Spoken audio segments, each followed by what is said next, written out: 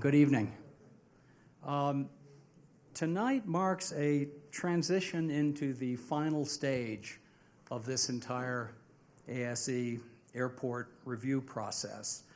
The character working group reported out to us earlier in the fall. Tonight, the airport experience, technical, and focus groups will present their reports. Then after tonight, the Vision Committee will begin its final process of reviewing all the reports and formulating its own recommendations to the BOCC. Tonight's format will be fairly simple. Each working group will present its minority and majority reports on the questions that the Vision Committee assigned to it, and we hope that each will comment on how it addressed the character working group's success factors. After each report, the Vision Committee will ask clarification questions of each group. And to fit everything in, we've established time limits for presentations. 20 minutes for majority reports, about 5 minutes for minority reports, and I'll add the Vision Committee made that decision out of fairness to reflect the fact that minority reports, we have learned, are representing either one or two people in each case versus the larger number of people represented by the majority reports. And finally, 10 minutes for each of for the Vision Committee to ask questions of each of the working groups. And with that, I'm going to turn this over immediately to John Peacock, who is going to facilitate us through this process. Thanks, John. All right. Thank you, John. So John already reviewed a little bit of the agenda for tonight. We're going to have report outs by our focus group, followed by our airport experience working group, and then our technical working group. And as John said, we've structured it in such a way that the minority reports will come first, followed by the majority reports. And it's a little bit of a unusual structure, but the idea there was to make sure that everyone leaves each of the working group report outs with a clear understanding and fresh in their minds what the majority had reported out. This is an emotional topic in our community. It has been for a lot of decades. And I just want to ask of everyone, we've been so good through this process of being respectful to our other community members' opinions and understanding that there are majority and minority reports in each one of the working groups, and ask that speakers not be interrupted, that folks be allowed to say their piece. For those who are speaking, try to, as best you can, stay to the timeline so we can be respectful of everyone having an opportunity to speak, who have spent time, and a lot of time in most cases, to get to this community conversation and these community recommendations. So with that, what's going to happen is we'll have an intro by the county facilitator for each one of the working groups to talk about the strategic questions that each group was tasked with, a little bit of conversation about the process that each working group went through. We'll invite anyone who has a minority report to come up, and then we'll go into the majority reports. The idea here is for the working groups to be reporting to our visioning committee. Our vision committee members are seated both at the table and a little bit in the back row behind. We will have time for the vision committee members to ask questions. Again, we've got a pretty tight timeline to get through all of the materials tonight, so it's really going to be an opportunity for Vision Committee members to ask working group members and presenters questions going forward. So with that,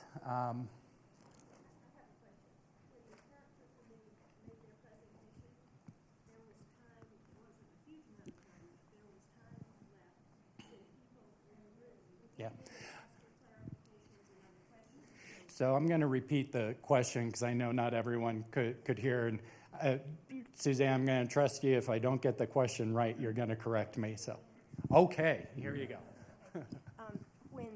When the character committee made their presentation, there was time allowed for anybody else in the room to ask questions, to state an opinion, to ask for clarifications. So I would ask that you allow us to do that with these. I know you're short on time, but I'd like for it to be fair all across the board. So as time allows, we're going to prioritize the Vision Committee asking questions, and if there's time left over and such, we will definitely open it up. Okay? That is a fair request. With that, do we have any, actually, Rich, sorry, I was going out of order here. So, Rich, I'll allow you to come up and introduce the focus group. Okay, good, thank you.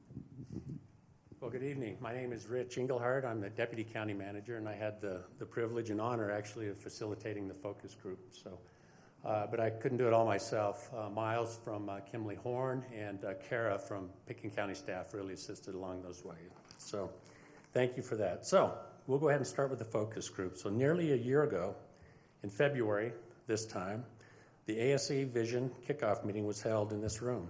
It was the first gathering of all community members appointed by the Board of County Commissioners to serve as formal public bodies in an advisory capacity. As you know, the airport advisory groups consist of a diversity of individuals from various neighborhoods, businesses, civic interests, and engaged individual community members. So the focus group is unique to the other 4 advisory groups on a number of levels. The most visible difference is our size. The focus group consists of 49 community members, representing 40% of the 123 total advisory group members assigned by the BOCC. The focus group summary document was approved by a significant majority vote of 12 in favor and 2 opposed. So some might ask, well, what happened to the numbers? Well, certainly attrition as part of the long process itself. But we consistently had around 18 plus or minus at our meetings throughout that entire time. But I do want to note, though, that you'll see in the document there are over 107 different individual comments. And those were attained through 3 weeks of emails through our group process to gather that input. So the fact there were only 12 that ended up at the end being able to vote, because we had to vote by phone or being present, this does represent a majority of those attending that meeting, or those part of the process. So it's also worthy to note that the voting group members specifically requested their names be associated with their vote. So you can see that in the document as well. So the focus group, like all participants, played an important role in refining the concepts, but our true focus didn't emerge until later, when the 10 community values were formalized by the Visioning Committee. The community value that defined the focus group is convenient and easy ground transportation. And contained within those values are 2 supporting concepts for us to consider. It was multimodal transit options and seamless connectivity to transit. So in August, the Visioning Committee tasked the focus group with addressing the 3 questions that you're going to hear in a bit. The report is a result of the focus group's effort to address those 3 questions, and in doing so, the focus group met 5 times from August through November to establish a baseline to begin with individual hundreds, maybe thousands of pages of reports that they poured through. And they also listened to a panel discussion with 8 subject matter experts. They set goals and established priorities, responded to strategic questions, again in their own words. Those responses were submitted then directly to Barry Vaughn, the group's appointed scribe to capture. The group then appointed Gene Dodd to assist Barry in developing for formal approval the summary report. They voted on November 4th and appointed Barry and Gene, who you're going to see here in a bit, as their representative spokespeople. As a basis for the decision-making, the focus group also considered the guiding principles established by the Visioning Committee, which called for a reduction in air emissions and noise levels of the 20 to 30%, and then accommodating limited growth at 0.8%. And as John mentioned earlier, the focus group also discussed and concluded their recommendations are generally in line and not in conflict with the conclusions provided by the Community Character Working Group. The final report was distributed via email to the Visioning Committee last month on November 7th. It was also forwarded to the facilitating body of the Experience Working Group for consideration in their process as part of the interface between the two working groups. So it's my pleasure to acknowledge Gene Dodd and Barry Vaughn, who have been dedicated to the process from the beginning and were nominated by their fellow focus group members to represent the group's findings on the ground transportation. So, however, before we get to that conclusion reached by the majority of the group, we did have the two dissenting votes that I mentioned. The two individual minority reports are included as an appendix to the overall report. So with that, to present the minority reports, I believe we have Sue Tatum and Tim Mooney. So Sue, I think, is going to go first.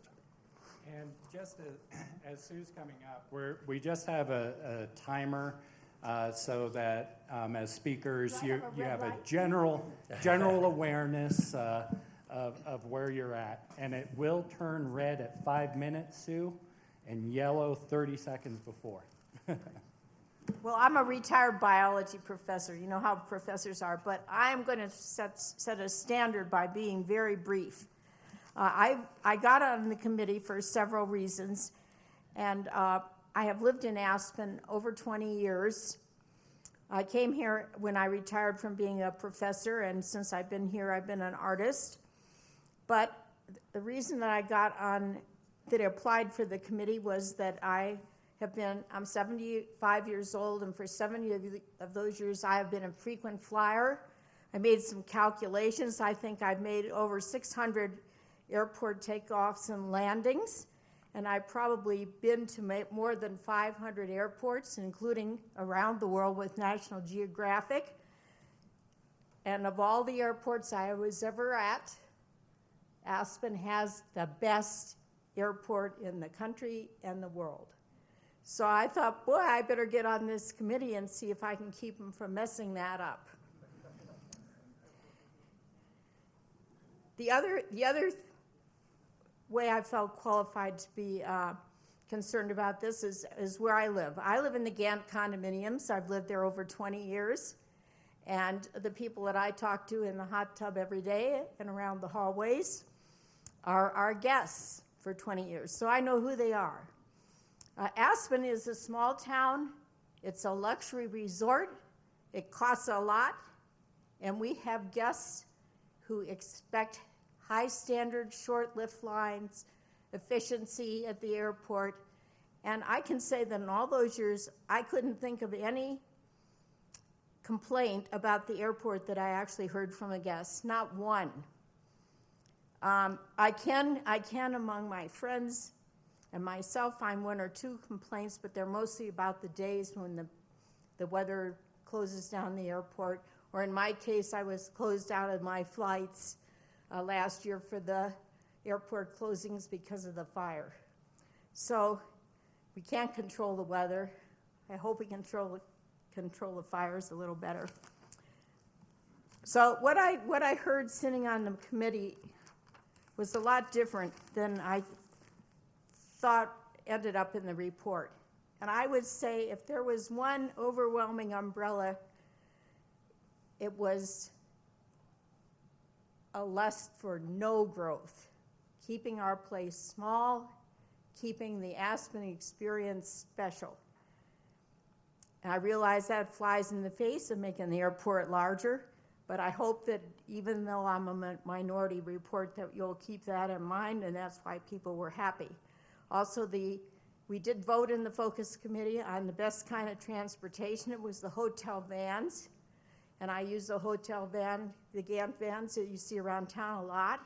They keep people out of there. The only thing I know that keeps people out of cars, including me, and it's just seamless to jump off the plane in the fresh Aspen air or walk through the baggage and hop on a Gantt van, which is equipped to carry all your ski equipment, etc., and be at the Gantt and be in Aspen to do what you want to do, which is eat our fine food and ski our wonderful slopes.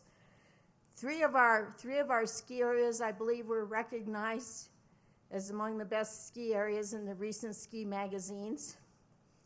And we got to be doing something right. You have to be very careful when something's going right, not to make it suddenly go wrong.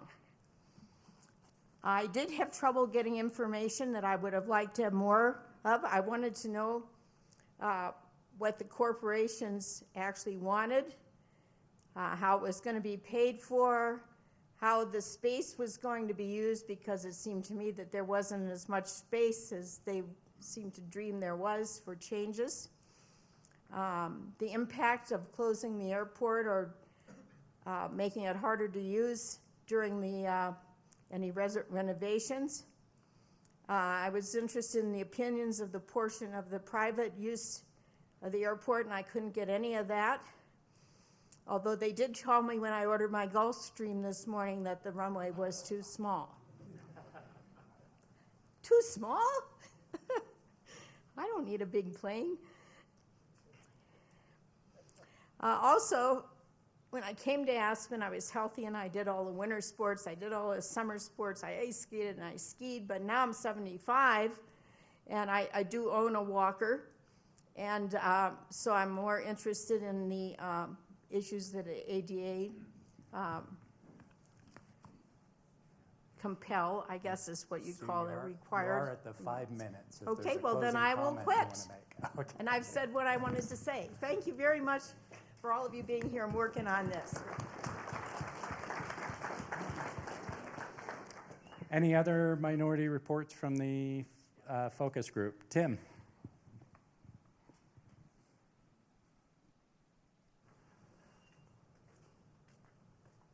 Hello, everybody.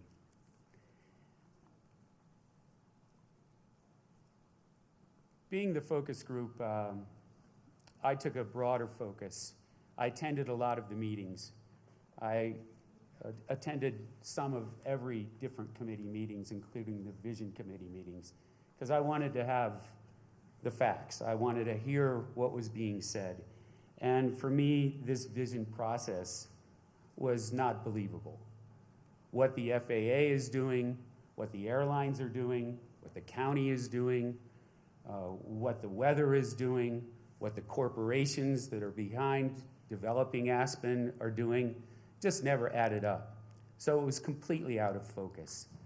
So I kept pursuing what was going on. And there's no consensus here.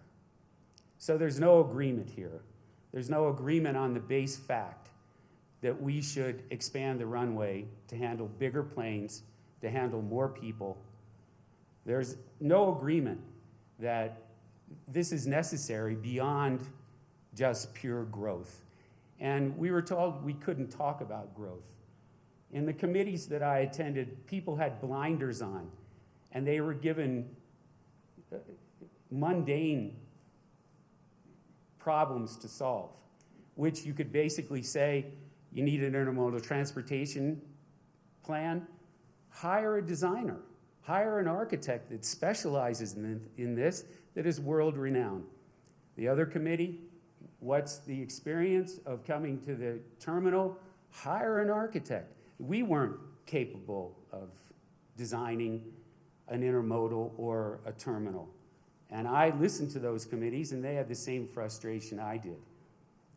You know, the votes, the focus group was 11-2, tech group 9-2, experience group 4-1, character group, they didn't even have a chance to vote that we knew of because they were pushed through, and that was out of focus.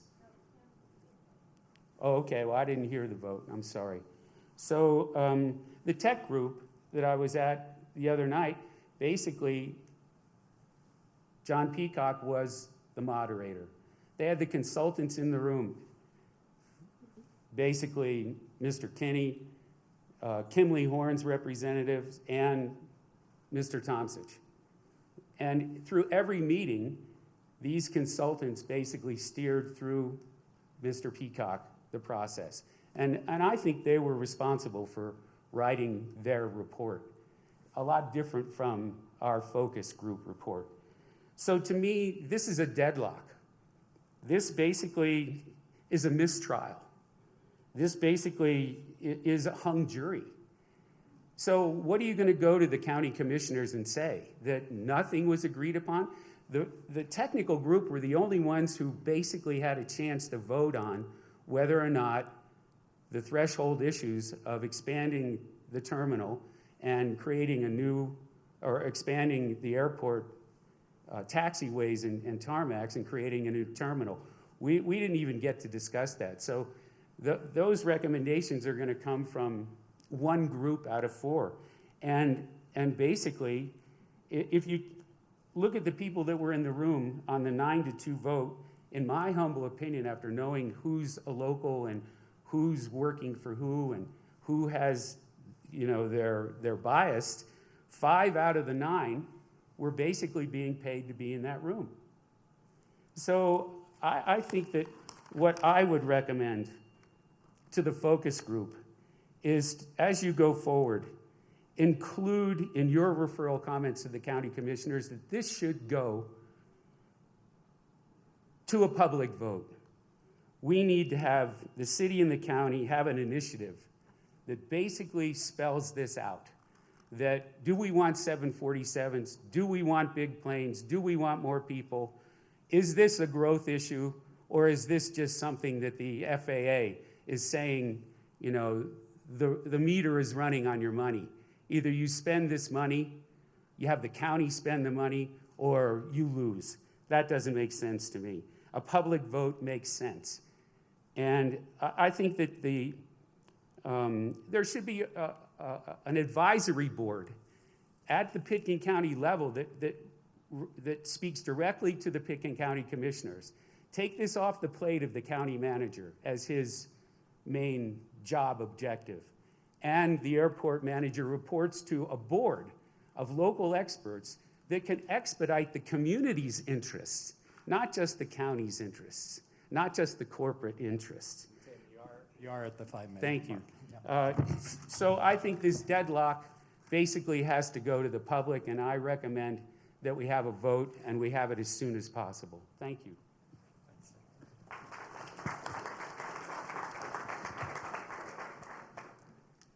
Okay, we'll go ahead and bring up Barry and Jean, if you would. And I trust you know how to run the machine? Yes. Okay. All right. We'll try. Pick it up. Tim and I, we buy our clothes at the same store. You first. Okay, so I'm Barry Vaughn, and our assignment was, we got a lot of ground to cover and not much time to do it, so I'm going to be as monosyllabic as possible. The report is dense. There's a lot of language in it. A key page on the report is page 3. That's where the summary responses are to the 3 questions that were put to us. And in so many words, is that not coming up? Oh, it's here. It's not here. Here we go. I want another 30 seconds. We good now? Yeah, maybe use Hey Barry. Okay. Barry. Yep, use that. Use that. Okay. Thanks, John. So, better ground transportation. More convenient, easy ground transportation to and from. What would it look like? What would it be? 2 is basically, how do we get there? Now, multimodal transportation options, seamless connectivity, sounds a little airy-fairy at first. It actually isn't. That's really powerful language, and I'll get into that a little bit later. But basically, number 1, what's good transportation to and from the airport? What would that be? And 2 is, how do we get it? How do we get there? And number 3 is, how does the airport fit in to the larger transportation grid here in the Upper Valley? How does that work? Oop, skip one. Oop. There we go. Did I skip There. one? Okay. So Barry just described our basic mission to talk about ground transportation. We had one question, which should have been simple, but when we started looking at it, it's a very broad question with a lot of answers, and it provoked a lot of ideas and thoughts. What we were not doing was solving all the issues that have come before, the entrance to Aspen issue, light rail debates, all of the other reports that we looked at. We weren't trying to solve any of that, and we tried to keep the question within the constraints of what was in the environmental assessment, which is looking at topics that deal with the airport perimeter, keeping it inside the airport perimeter, nothing around it. So our mission was, how do we improve airport connectivity? And the understanding there was that we're visioning it, we're coming up with ideas, we're not designing it. We get that. We spent a lot of time, as Mr. Engelhardt told you, looking at the work that was done by our predecessors. We spent a lot of time learning about the 50 years of debate and public input on the entrance to Aspen. We read through all of these studies. We read a lot of other material too. We had a lot of experts talking to us and informing us. And it was really helpful for us to have them do that. So we did take all of that into consideration. Rich and John also mentioned that the community character group, working group, presented, a couple of months ago now, and they asked us at the time, the other committees, to look through the lens of their report when we were developing our report. We did that, but as it turned out, we didn't have to try very hard because what we were coming up with agreed with what that group already proposed, which was increasing the use of public transportation, providing adequate parking, while at the same time trying to reduce overall vehicle trips, especially by single people, improving signage and wayfinding, luggage and transport delivery, and the 82 airport interface. So we really didn't have any problems with what you presented. We were pretty much in conjunction with you. Now, I commend to the Vision Committee's attention the introduction at page 4, and that describes in more detail than you'll hear at this moment how it is that we assembled the document. In shorter terms, it's an inclusive document. We did not spend a lot of time honing it, boiling it down, reducing it through a process of saying, well, what about this point? What about that point? Let's have a thumbs up. Let's have a thumbs down. Let's see if we can agree or disagree on that. Instead, we took everybody's comments. Everybody's comments. We've got everybody's comments in detail, responsive to the 3 aspects of the question that was put to us, included in the document. So there's redundancy, and there's diversity of opinion. There's some opposing opinions. There's variation in writing style. And we have that in there because we thought it was important to communicate to you, and so that you, if you choose to do so, can communicate it to the county commissioners, what all of the different participants' opinions were in detail. Even Tim's material, even Sue's material that they contributed. It's not only in their minority reports, but things that they contributed to the majority report. All of those things are in there. And all of those ideas are worthy of your consideration and discussion. It's a lot to go through. It makes it a longer document. But it's really, I think, a rich document because if you were to have public hearings to solicit people's input, you would spend many hours, probably many days, in getting all of this information now. It probably takes an hour to wade through all of this, but after you do that, you very efficiently have gotten the flavor and the sense in rich detail of all of the views, often contrasting, sometimes conflicting, that people have with respect to the issues having to do with connectivity of the airport between the terminal and the roadways or the railways, the gondolas. You get everybody's opinion on those, for better or for worse. So the first question in this topic was, what would more convenient and easy ground transportation to and from the airport look like? This is it. It'd be really easy to get off the plane and just step out the door and get in a vehicle and drive to your destination. This actually is what the Aspen Airport used to look like.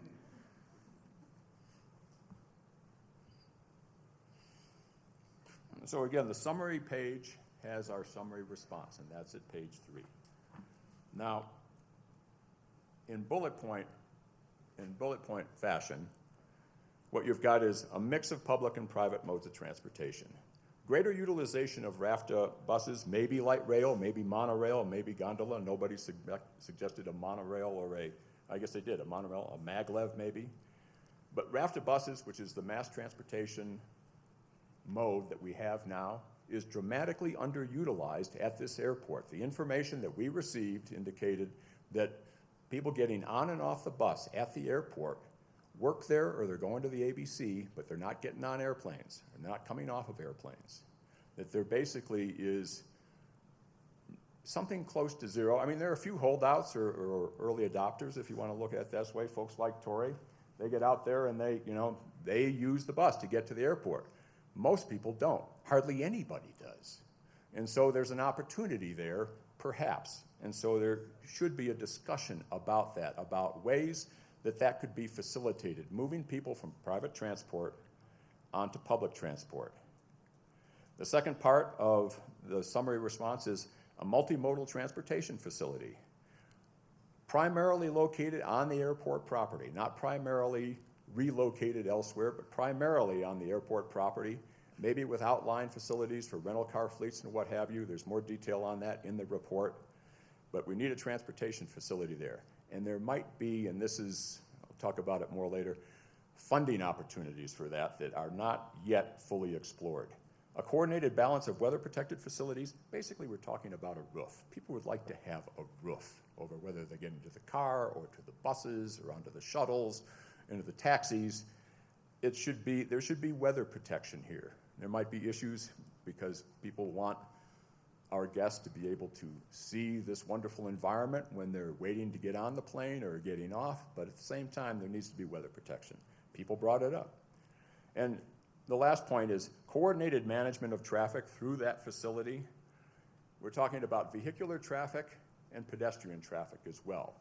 There are certain things that can be done now with say, smart charging in parking facilities or smart direction of people or just having with electronic signage to get people to where they want to go so that people, when they get out of the terminal, they're not lost in a maze.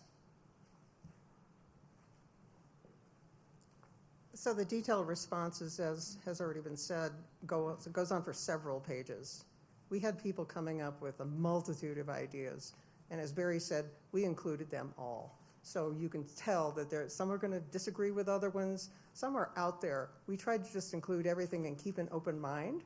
That's why you'll see references to monorails and light rail and all of that, because a lot of people would say, oh, forget it, it's too expensive, it's too difficult, but we don't know what's in the future. We don't know what things are going to be like 30, 40, 50 years from now.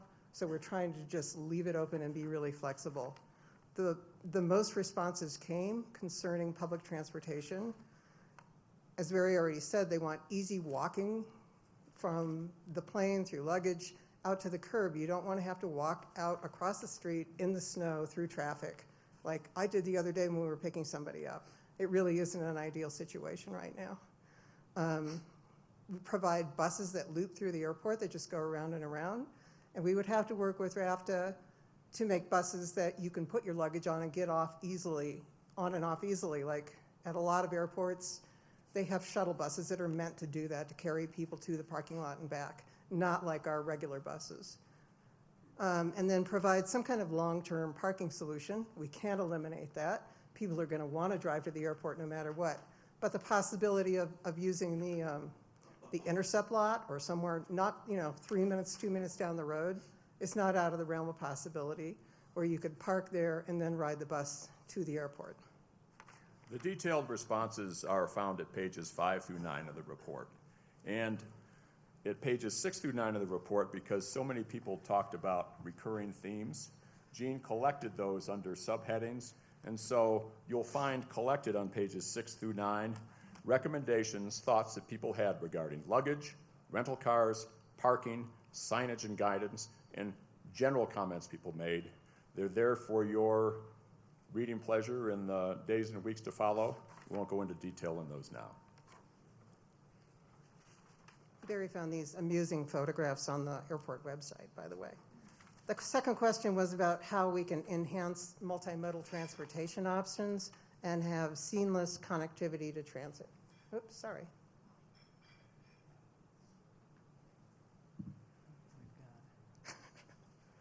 That's one too far. Is that, yeah, that's it. Multimodal transport. Okay, this language is, my initial response to this is, gee, that's kind of airy-fairy. In fact, it's not. It's language of art. It comes from, among other places, the FAA Modernization Reform Act of 2012. That was a statute the Congress passed to encourage the development of intermodal facilities at airports.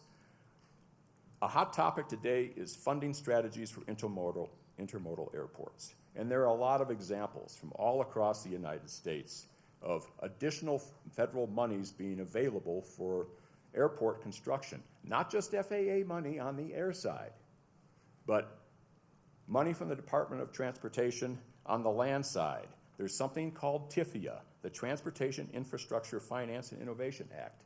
Evan Marks, who's not with us today, who's in our group, he's not here because he's making the final move from Manhattan out here to be a full-time resident.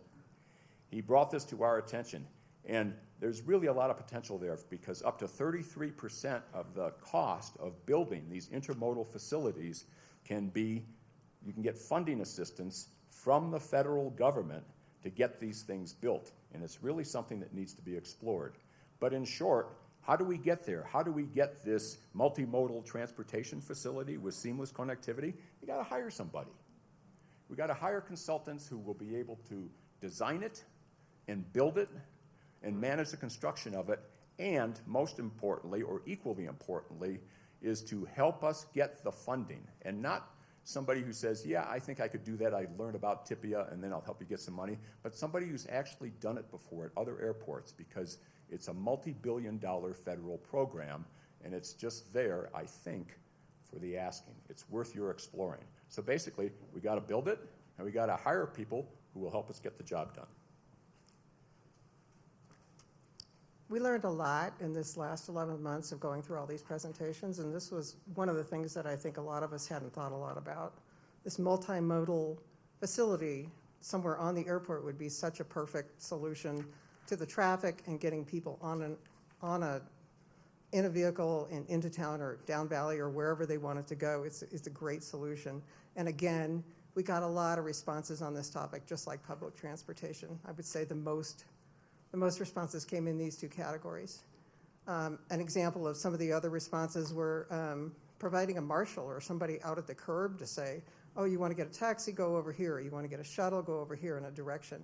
And having electronic signs or something that had how many minutes till the next bus and departure and arrival information out at the curb. Straight through islands like in Denver Airport and other airports would address weather issues and they could be covered so you wouldn't have to walk out in the snow like today and yesterday. You could just walk out and you'd be covered even if it was just in the traffic lanes. Third question, another nice photo. How does the airport fit into the broader surface transportation of the Roaring Fork Valley? We all know that RAFTA provides a lot of transportation up and down the valley, and how would the airport ground transport fit into that? Again, we refer you to summary page 3, where our summary response to this question is found.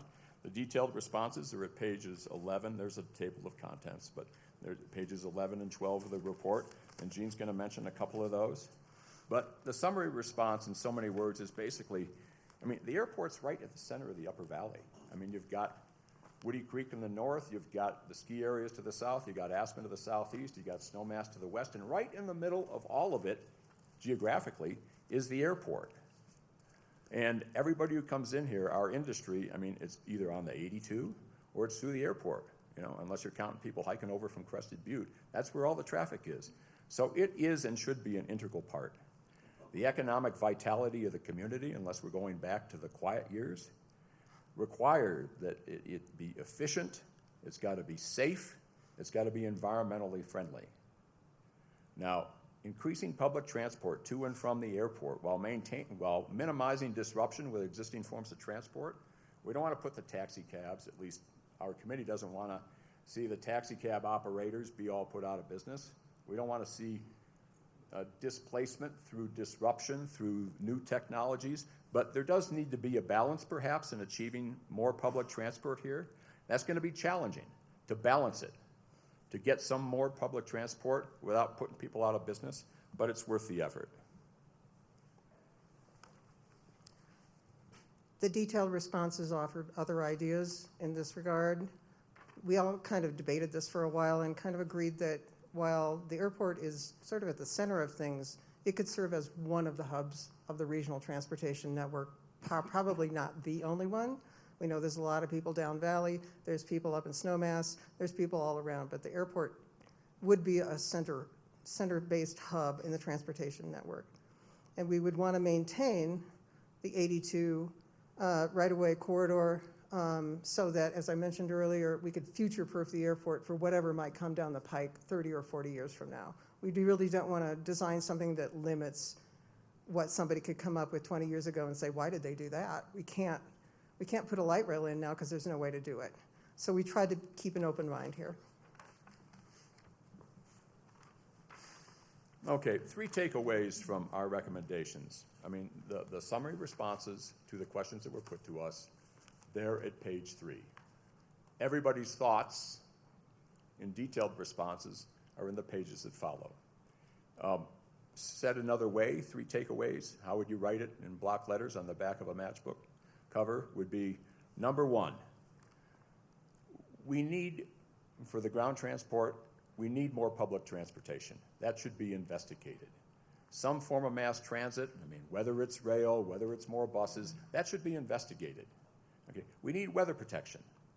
What do we need weather protection for? This multimodal transportation facility. And there needs to be coordinated traffic management of that, both pedestrian traffic and vehicular traffic. How do we get there? Number 2, we've got to hire somebody. We want them to have expertise, not just good resumes, but we want them to have experience in having done it. Design it, build it, operate it, and help us get the funding for it. And number 3, the airport, I mean, it's an integral part of the Roaring Fork Valley Transportation Network. We've got community character and values, and we've got improved functionality, right? And they're not necessarily antagonistic, but achieving that balance is going to be challenging. It's going to be worth the effort, but it's going to be really challenging. And your charge, and then the charge of, in our view, if I may be so bold, and then the charge of the county commissioners is to achieve that right balance. And with this process and the continuation of this process, hopefully we're going to get there. Thank you. Wow, finished with 10 seconds to go. Well timed. All right, well, want to start off with questions or thoughts from the Vision Committee members, and GR's got a mic, so please.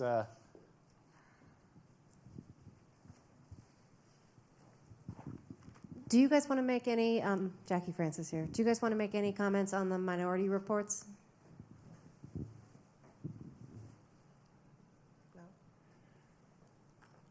I'd just like to say that both Sue and Tim participated in the process, and they have very strong feelings and a lot of experience. They're both longtime residents here, and they deserve to be heard.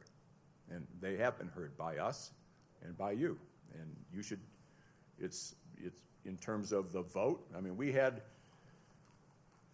didn't have unanimity, but we had a very strong majority, which I would say, represents the consensus of our group. But they're still entitled to be heard, and their thoughts should be considered and given the weight that your group deems appropriate. And one other thing. In going through this 11 months of learning all this stuff, since we had to focus on this one question, it was hard for us because we all developed opinions and thoughts during all this time. So sometimes it was hard for us to keep to our ground transportation question, and we all wanted to say more about what we thought, the separation of the runway and how big the plane should be. Everybody had thoughts about that, but we realized we're not supposed to talk about that. So it's good that Sue and Tim could express themselves.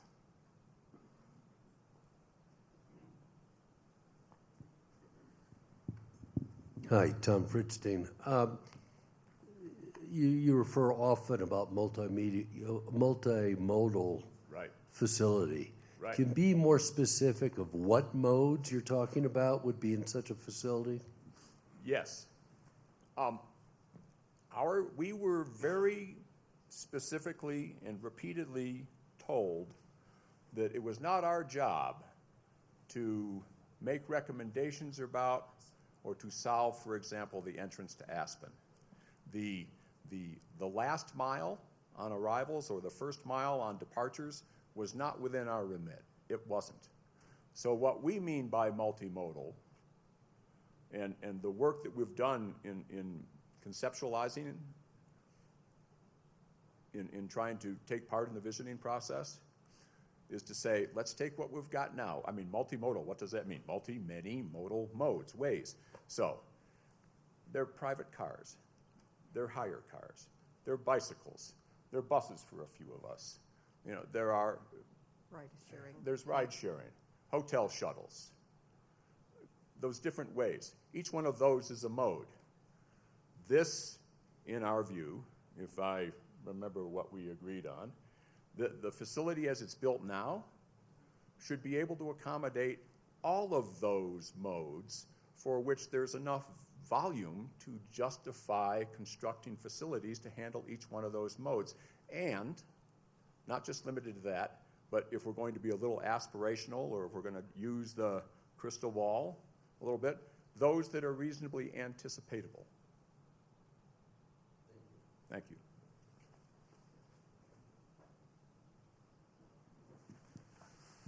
Thank you, John Sarpa. Did you talk about at the committee level capacity? So in terms of more people, same amount of people when you were talking about needing these multimodal changes to be made? So was it at the current capacity, higher capacity, or was that not a factor at all?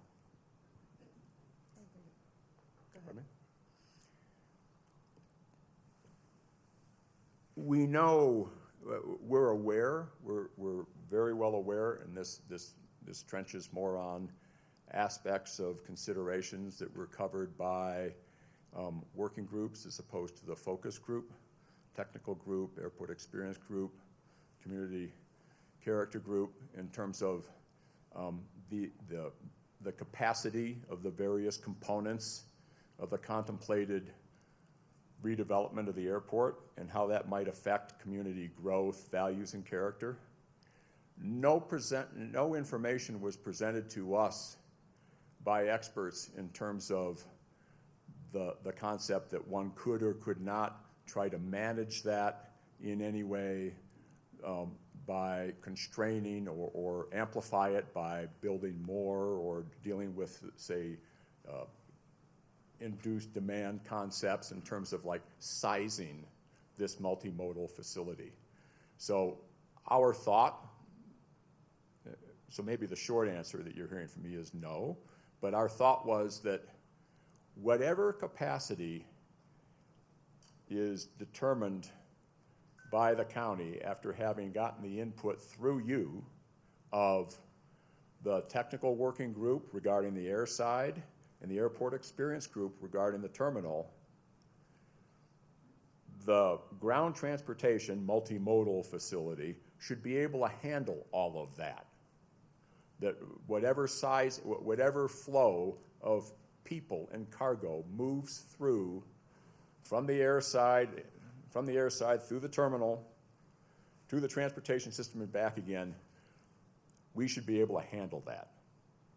We should be able to handle whatever capacity there is, not only at present, but in the future. And if, for example, the recommendation is made or the decision is made to phase or stage the construction of the terminal, it might very well be that could be matched or partnered with a phased development of the multimodal facility.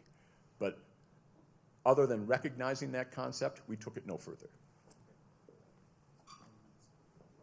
Any other questions? 3.5 minutes. Hi, Scott Ryder. I noticed that there was a note by Sue that had a sticker vote on types of transportation. I was just wondering if you could give me the context of what that was all about. Did you agree? I candidly Do not recall us ever having had a vote on what's the best kind of transportation to and from the airport, ground transportation. I do recollect that Sue had with sometimes amusing but very informative anecdotes about her experience in the time that she's lived here, talking about RAFTA and her view, if I recall it correctly, of RAFTA not being an appropriate means for people to get to and from the airport. We all talked at great length, and people expressed opinions about Uber's not a good way to go. Taxis are great. Taxis are not so great. A lot of people use shuttles. A lot of people use rental cars. So people would talk about what they believe the different modes are that serve guests of the valley. But I do not recall us ever having voted as to which we thought was best, because it was one, out of our remit, and two, we just didn't have that info. Have I got that wrong? But one thing Sue mentioned was, I think she took exception to us listing light rail and monorails and tramways in our report because she just thought that was too far-fetched. I'm not sure that's what she meant by her comment, but it might have been. You know, I think what it was, Miles reminded me, we've got a dot exercise that we went through, and that may have been what she was referring to. That may be. And if you click on our report, there's a link to that, and you'll be able to see that dot exercise. We did that in a couple of different meetings that we were at, so that may have been what she was referring to. That's true. So maybe it was a historical use as opposed to a preference? No, it was based on a preference, yeah.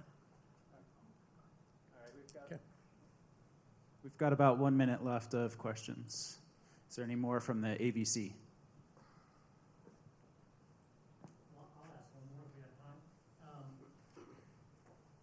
time. How did you put hotel vans, where did you put that? I presume that's private transportation.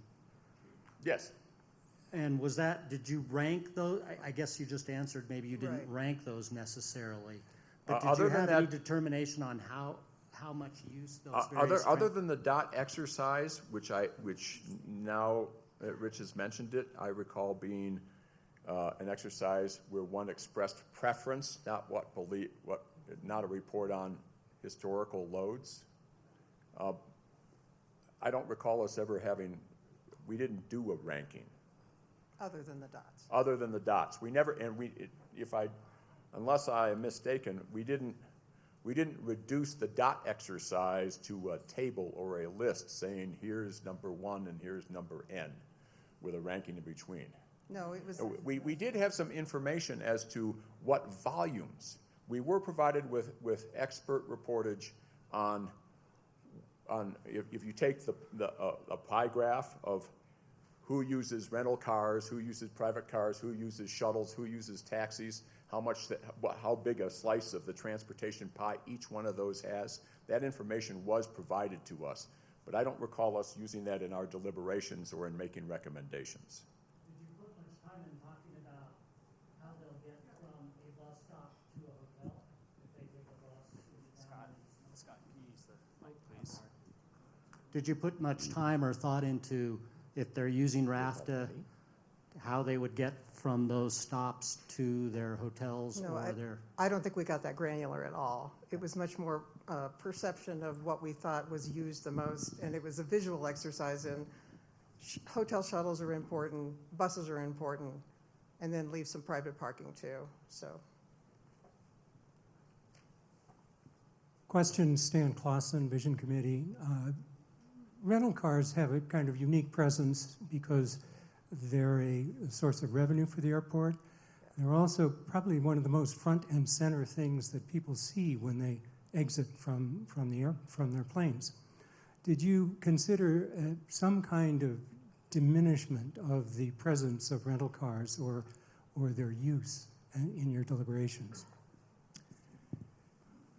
It's my recollection that some of the detailed comments that you'll find in the report include statements to the effect that rental cars should be discouraged in favor of other modes of transportation. but we reached no consensus and had no vote on that issue. That thought, such as it was included along with all of the other thoughts that people had.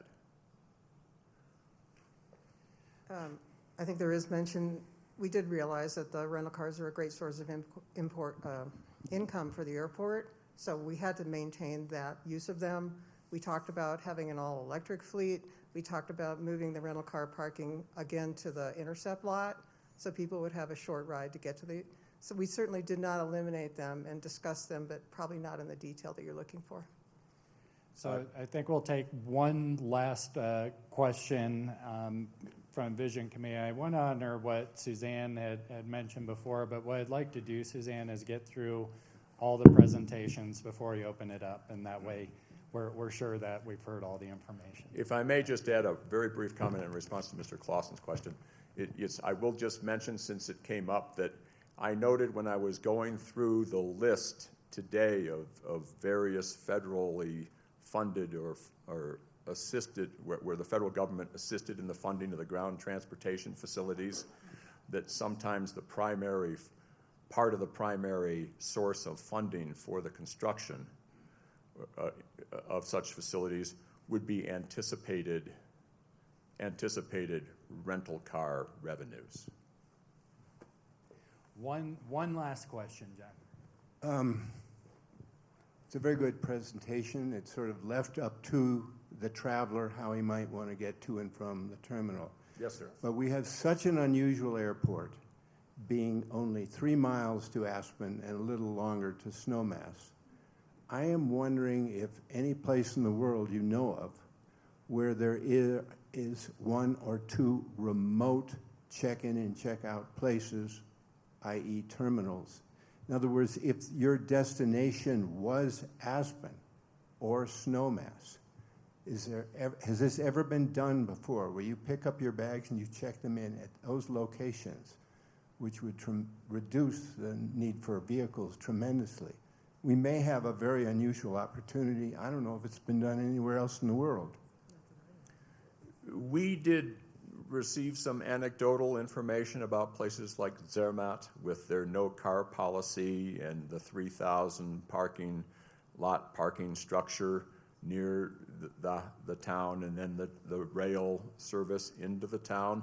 And in conjunction with that, people talked about their experience of checking in the bag at wherever they started and then not seeing the bags until they got into the hotel.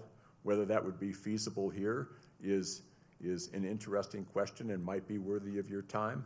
That's for you folks to decide. We had no actual hard data about that. All right, thank you so much. Let's give everybody.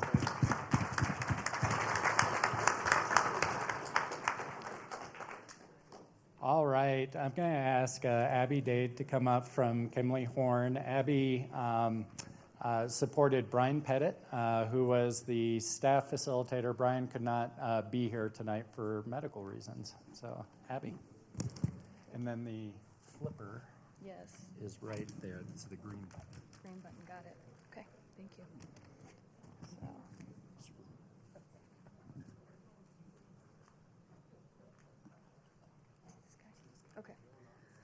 Okay, so hello everybody. As John Peacock had mentioned, my name is Abby Dade, and I was one of the facilitators with Brian Pettit for the Airport Experience Working Group, which is a 15-member working group. And then at the same time that the Vision Committee assigned the focus group their task, they also assigned the Airport Experience Working Group with the same, nope, you're all good. Thank you for helping me out. There we go. Okay. With the strategic question up on the board right there of, based on our values, goals of limited employment growth and reducing emissions, what would a warm, welcoming, and comfortable terminal look like? How could it best fit the community? What are our terminal and landside options? And how could our building size, function, number of gates, etc., best reflect our values, planning directions, and goals? So our group met 6 times since for this assignment. And they discussed things such as existing conditions, functional components of terminal areas, and options for site and terminal planning, such as something like the focus group mentioned of not touching the 82 that right-of-way corridor in 82, because we don't want to put a building there, so that we preserve that for future growth, any planning that happens 20, 30 years down the road. They also considered the community character, success factors. This group took a little bit of a different approach than the rest of the groups took.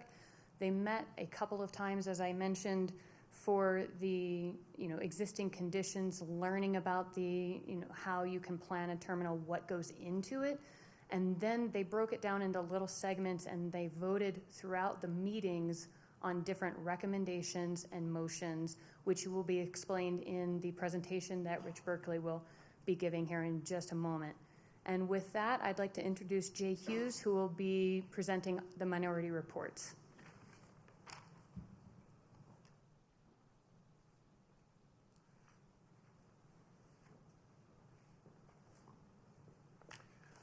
Thank you, Abby, and thank you, Brian, who isn't here, who did a great job, and Tom, who was also one of our consultants. I will be very brief. The core question for our committee rested on the number of gates. That is really from everything from which the process moves for a terminal. And the number of gates, of course, determines use and determines the number of aircraft companies that might serve us. We had an October 2nd meeting, and you'll find this in your report. It's this appendix. My report, minority report, is an appendix. You can read it. I'm not going to read it. Essentially, I made a motion that we recommend 7 gates, which are the currently used gates at our airport. There is a possibility of an 8th, but in fact, we use 7. We already have some constraints. You may have read in the newspaper that we have some constraints already on use because of certain timing during the day at the airport, and therefore we have less flights coming now. Gates are the core question of everything. Just hold on to that reality. So I made a motion that we recommend 7 gates, which is the current circumstance. I did that not only because I think that is reasonable and feasible, but also because without a great deal of information on concrete and coverage and use, I couldn't understand how we as the lay committee could have an opinion that would go beyond that number of gates. My committee decided not to vote in favor of that, so I was 1 vote and 6 or 7 others opposed. The next motion then was for 8 gates and growth.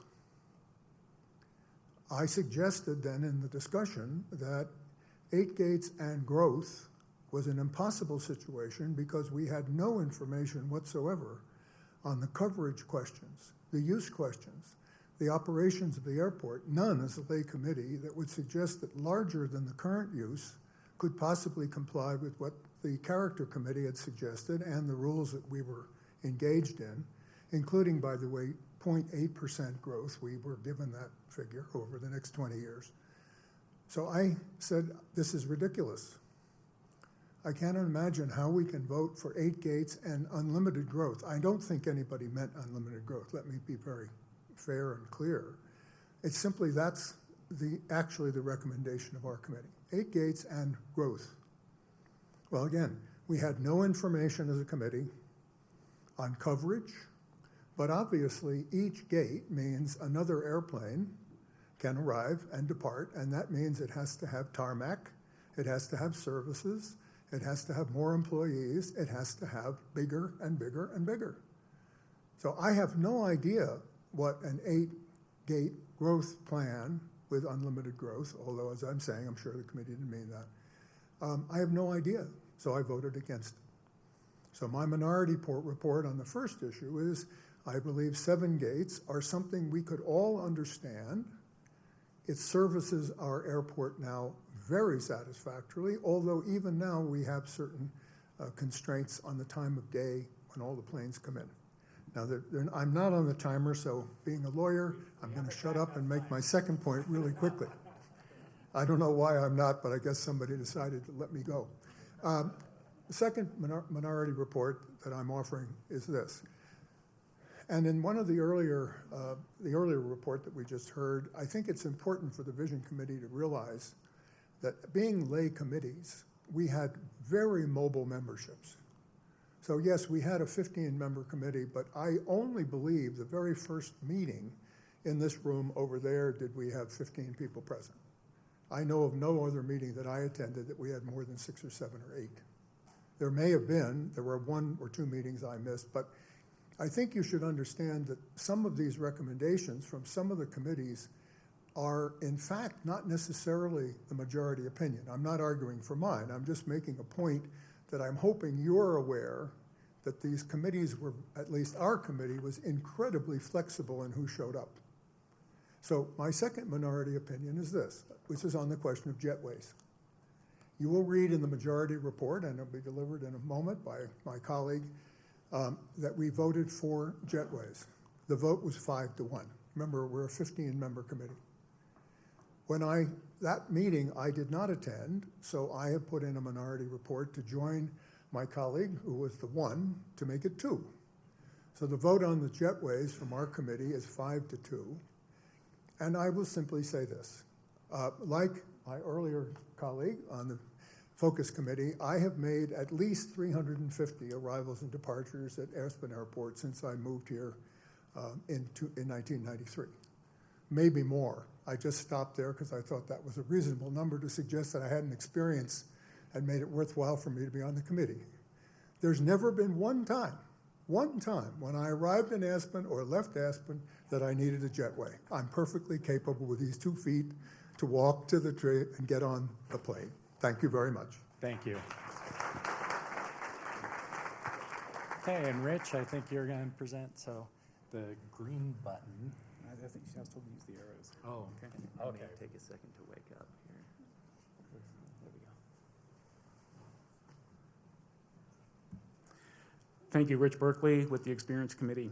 When we were discussing all the different options with regards to airport physical plant, we guided everything under the 6 strategic pillars that the community character group had come up with. So I actually am going to report under each one of those strategic pillars that you guys have developed.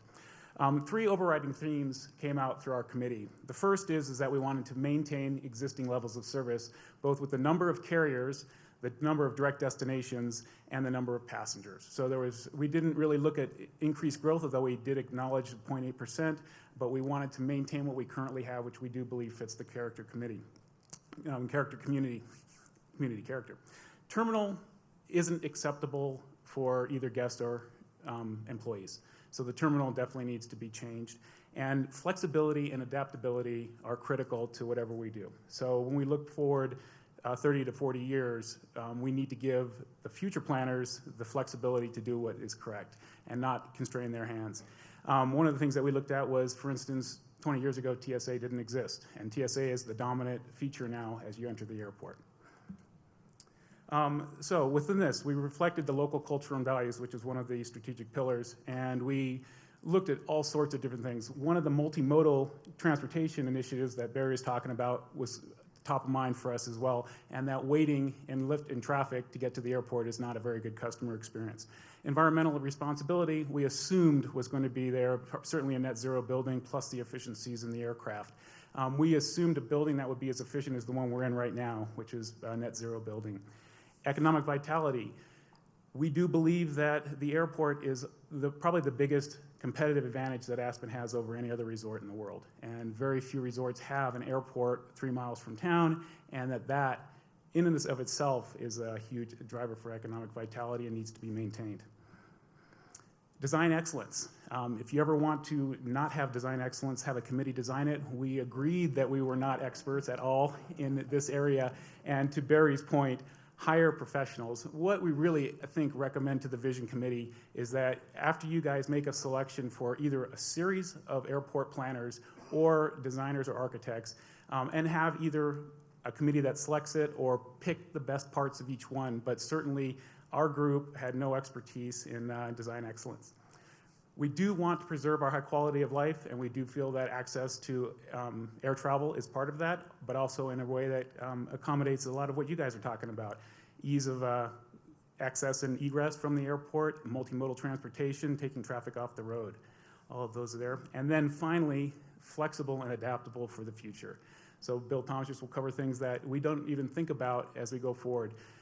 The presentation on the carbon-constrained aircraft environment that was in this room about a month ago opened my eyes to how little I know and how little we really knew collectively where the aircraft industry is going and where the airline industry is going. Route selection, carbon fiber planes, electric planes, all these things came into play that we had really never considered. We don't even know in 10 to 15 years what is going to be, design, the best practices, and how do we design an airport that incorporates those. That said, we did have several votes, and then we have several recommendations. And as Jay elaborated, the votes, we had a mixed group, but we generally had 10 people, I'd say, show up on most meetings. We had motions, the first for 8 gates, and this ties into existing conditions. So if you had 7 gates that were actively used, but we do currently have 8 gates at that airport, and we felt that that was the place to start for that. We did not say expansion, unlimited expansion, or as expansion. We said expansion as needed in the design. So what we would like to do is that we recommend building that airport so that with 8 gates, and that if there is an ability to, if it's a need in the future, that can be incorporated into the design. We didn't want to limit stories. Now currently we have a 1-story terminal, and we felt that there's a possibility that with a multi-story terminal we might have a smaller footprint, or that's a more efficient aircraft terminal. That aircraft terminal, or the airport terminal, is probably the most complex building in Pitkin County right now, and we certainly don't have the expertise to design that, and you'll see some of our designs later on in this presentation. Best practices worldwide for employee accommodation. This is the same thing. We know that the current airport terminal does not support employees very well. We considered employees critical to the guest experience, and that if your employees are cranky or don't have a break or are all sharing a bathroom for 120 employees with a single stall, that probably doesn't create a conducive guest experience, or that they're not a happy employee. Rental housing is also a component of that. So we didn't want to address that on site, but we say that that should be a consideration within the process. All leading to guest experience. The jet bridge versus tarmac, and Jay articulated that that was a good one. So what we looked at there, for me personally, and I think for Jay, stepping off the plane into the bracing air of Aspen with the views or the snow or the weather is a critical component to the experience of returning home, and I love it. However, the other group, the group mentioned that there is also significant safety and access issues with the current ramps.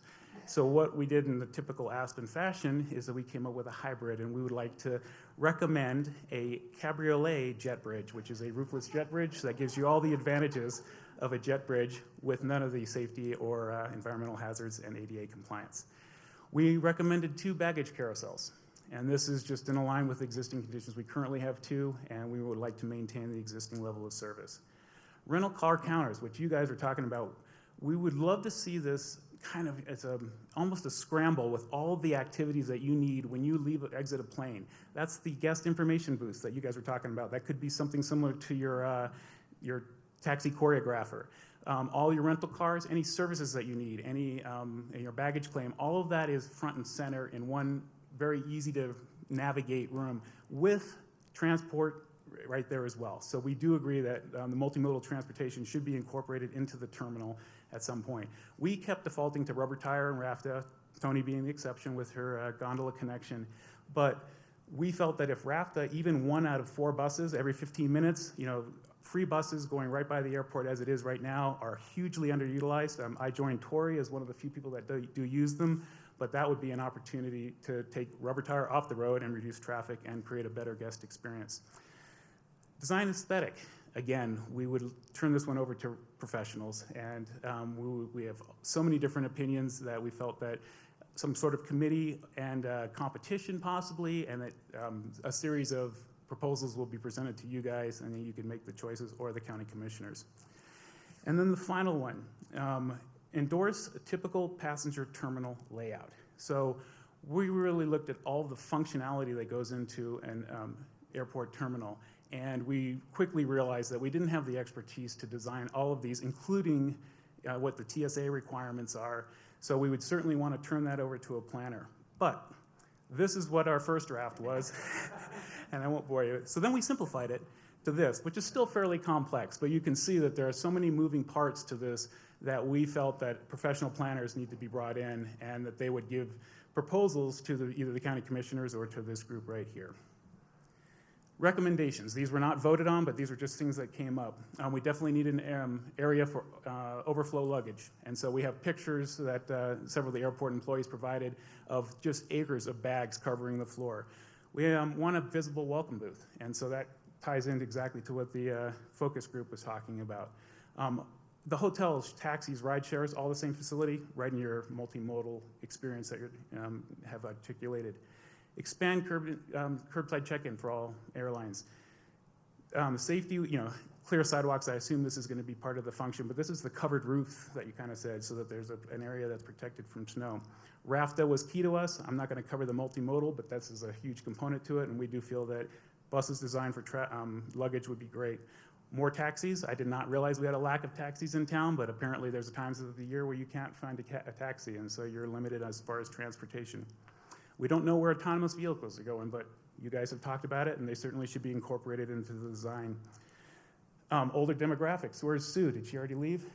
We thought of her, and we certainly agree that the experience for older demographics or for people carrying kids or bags should be considered in the airport design, and professionals do this. And then short-term and long-term parking options, which are also discussed, and you guys, including the intercept lot for employees with buses. We discussed and did not come up with any solutions, and also know that it's not our scope, the difference, how can we address both commercial and GA, and this is primarily leading to giving commercial priority over GA, and I know John Kinney's like twitching over here right now. We did not make any recommendations, just have the discussion.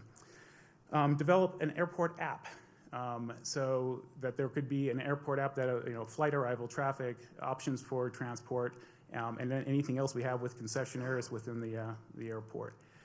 Terminal layout, again, professionals need to be brought in for that particular one. A private lounge, and this wasn't not particularly one that I was aware of as well, but given flight delays in this area, a private lounge run by the county or the city or a concessionaire that's local, not run by the airlines, might be a benefit for the guest experience. And then lastly, a recomposure area, which is the area that you go to after you've gone through security. Again, this didn't exist 20 years ago. This is a brand new facility. So most older airports, you kind of walk in and then you're just kind of putting your belt back on and your shoes in the middle of some terminal, that there should actually be a specific place that you could sit down, maybe recombobulate, we use that word too, recomposure area, and bring your items over and take some time and actually probably put your belt on correctly and tie your shoes better than I normally do. So those are the recommendations that we have. We certainly have the full report in your thing, and I've turned it over to questions at this point. Come on, Jackie. Yeah, Scott. How often are there capacity issues with the gates, the 7 gates that we currently have on our busiest days when presumably the incoming and outgoing flights How far down? Oh, I can't do that. Oh, dang it. I just messed up your whole report. I do have a slide on that. 1 hour, at the busy times, we have 1 hour a day where we're using 8 gates, roughly. So, and Abby and John, I'm sorry. I was going off of my PC, and I had the picture right there for you, Scott. So now. Yeah, okay. So, and we had this discussion, and there's a series of charts that show you what it looks like with 6 gates, 7 gates, and 8 gates. And what happens with 6 gates, for instance, you run at 100% capacity for most of the day. With 7 gates, you run at various degrees of capacity, but you run at 100% capacity for 2 hours a day. And with 8 gates, you run for 1 hour at 100% capacity. Anything else? Any other Vision Committee questions? Thank you all very much.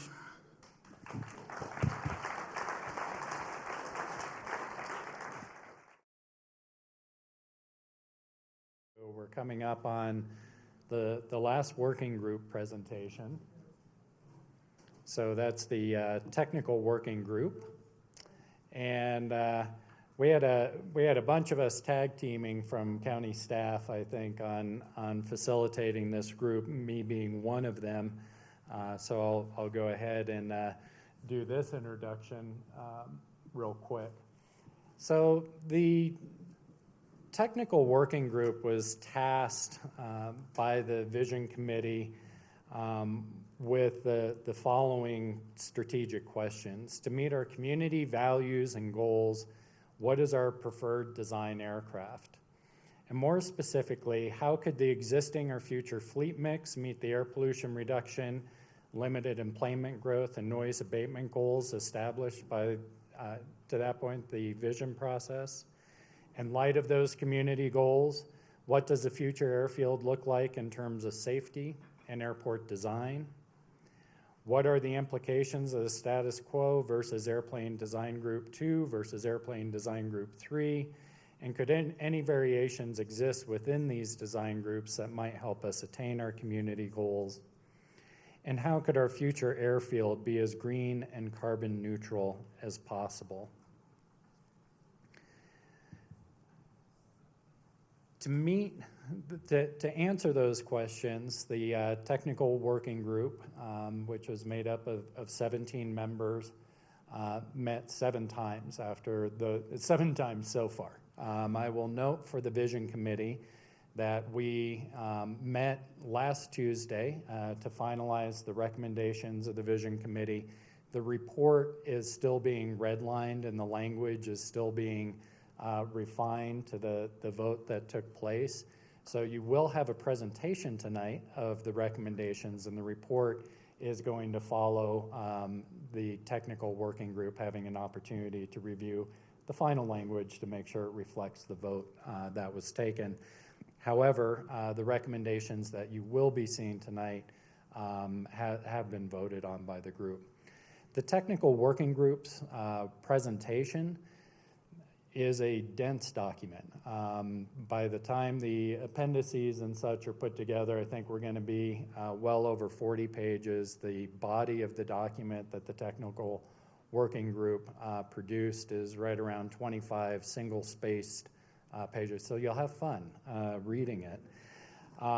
The topics really are listed here. You have the history of the airport, the mission and meeting summary, technical working group findings, technical working group recommendations, specifically addressing the questions that were posed by the Vision Committee, addressing each of the community character success factors that were identified by the Community Character Committee for the technical working group, the climate mitigation goals, and then there's a number of appendices. Again, this report was developed through a series of 7 meetings that reviewed the values, data and presentations from experts, analysis, and then there was a lot of discussion and dialogue. The report, a subcommittee was appointed with Bill Tomsich and Rick Heedy, who represented different perspectives on the technical working group's work, to develop a report that was then presented and discussed by the members of the technical working group. I want to say that this group did work very hard. We had a very sophisticated consensus model. Do you agree with it? Can you live with it? Do you not agree with it? And we visited a number of questions throughout those 7 meetings to get at the final report that was then voted on. And I want to give the group a lot of credit for spending time really working with each other to build consensus. We did not have unanimous agreement on the final report. We do have, I think there was a lot of agreement on the final report, but there was not a unanimous vote at the end. And so for some reason, we are missing our minority report slide, but I am not going to forget our speaker. So at this time, we are going to have a minority report presented by Phil Holstein. Oh, look at that. There it is. I'm hitting the wrong button, apparently. And then that will be followed by a presentation of the majority report by Chris Benden and Bill Tomsich. So with that, are you ready to come up, Phil? Absolutely. Okay. And I know you probably won't need it from our previous discussion, but I'll hit the timer for you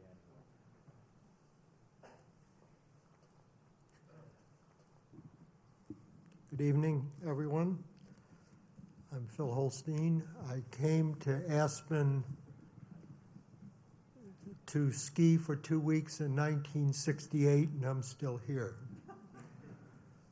I met my wife in 1968, and we just celebrated our 50th wedding anniversary.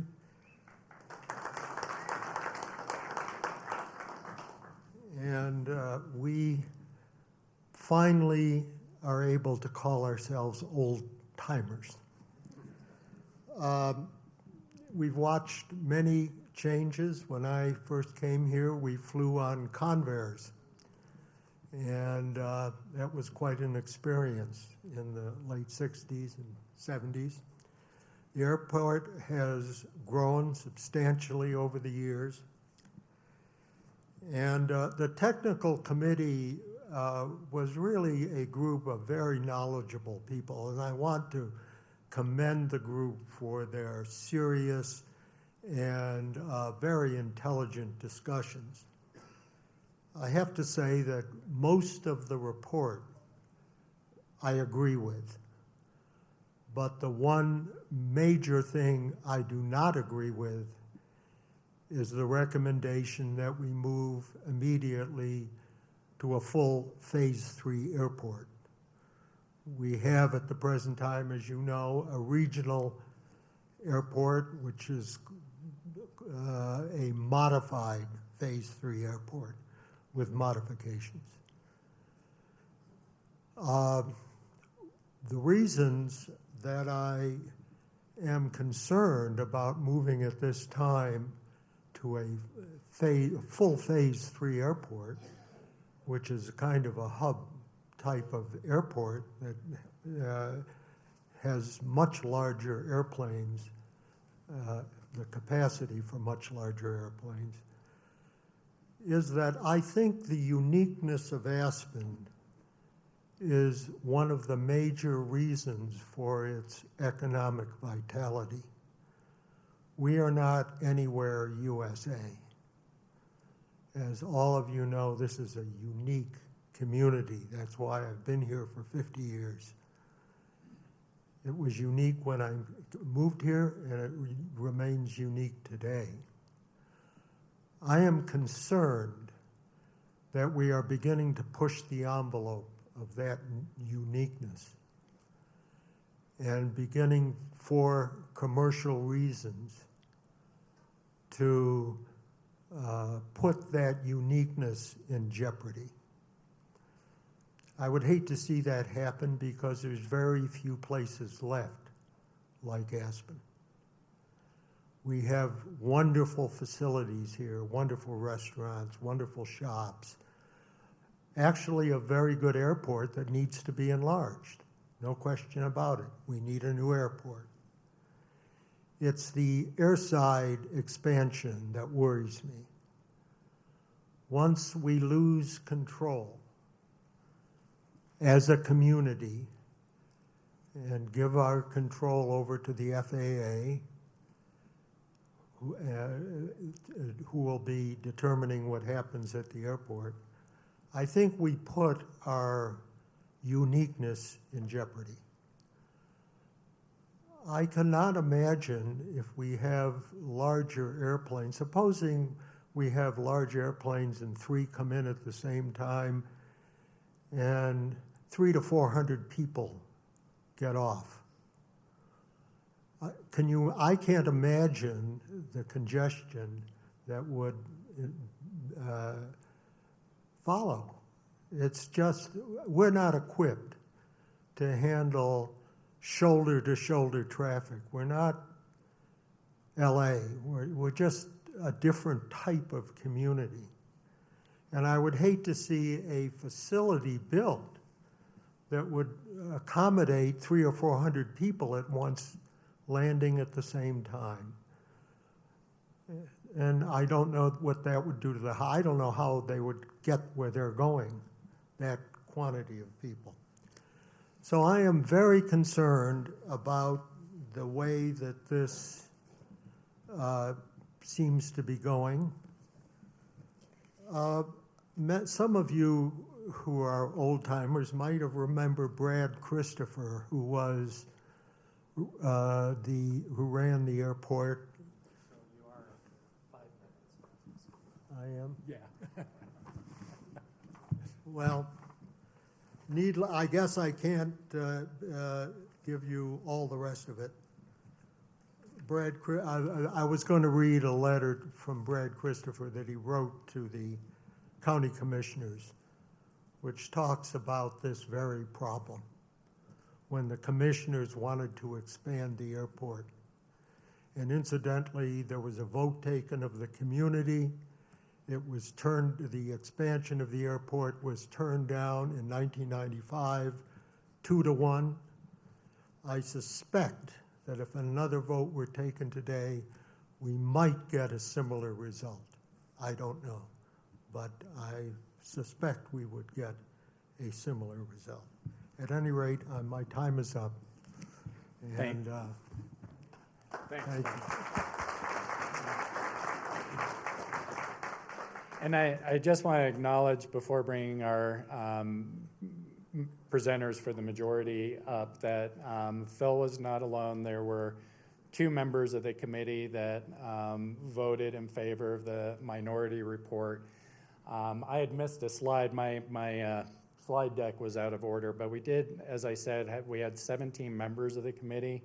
We had very good participation throughout our 7 meetings. We averaged between 10 and 14 members, and thank you, at all of those meetings. And I believe we had 9 members left at a very late meeting on Tuesday, going until 8 o'clock, who voted in favor of the majority report. To present that, we have Bill Tomsich and Chris Benden. I'll invite you guys up. Thanks. And then the green button advances. Okay. Great, thank you. Thank you, everyone. Chris Benden and Bill Tomsich from the Technical Committee. I wanted to start by thanking the Board of County Commissioners that set up this process. I think, from my experience, I think it's been a really fulfilling process, and I hope you feel that as well. But I think it's something that they set up that I think is working really well. Thanks to John and to GR and to other John and Kathleen for helping us through this process. To Phil, I think you all should know, you all know Phil, that his participation and his kind of counterpoint made for really good conversation and discussion, and I think made for a stronger report in the end. We did aim to achieve a unanimous position. We were not able to get there, but it is a much stronger report because of his participation. There was a comment earlier that I did want to respond to by saying that this report is our report. It is in our words. The ethics of the individuals involved and I think the integrity of the process are both very strong, and so you should know that this is our report. I want to talk about some key findings that we wanted to start with.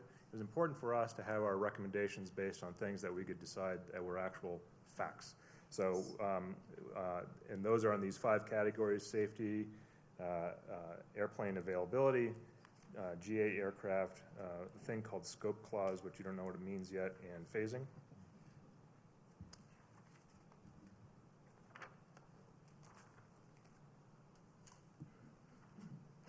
Oops, messed it up already. That one.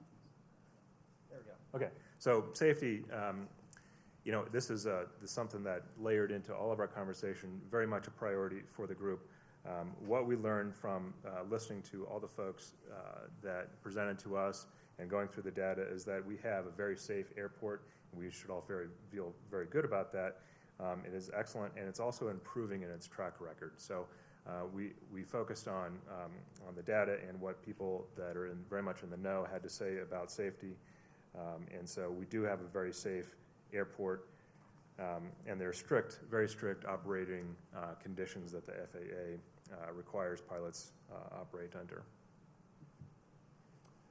Availability of airplanes. You all know the CRJ 700, which is basically the plane that comes in here and serves us now. I always thought it's a perfect plane for our environment. It is going out of service.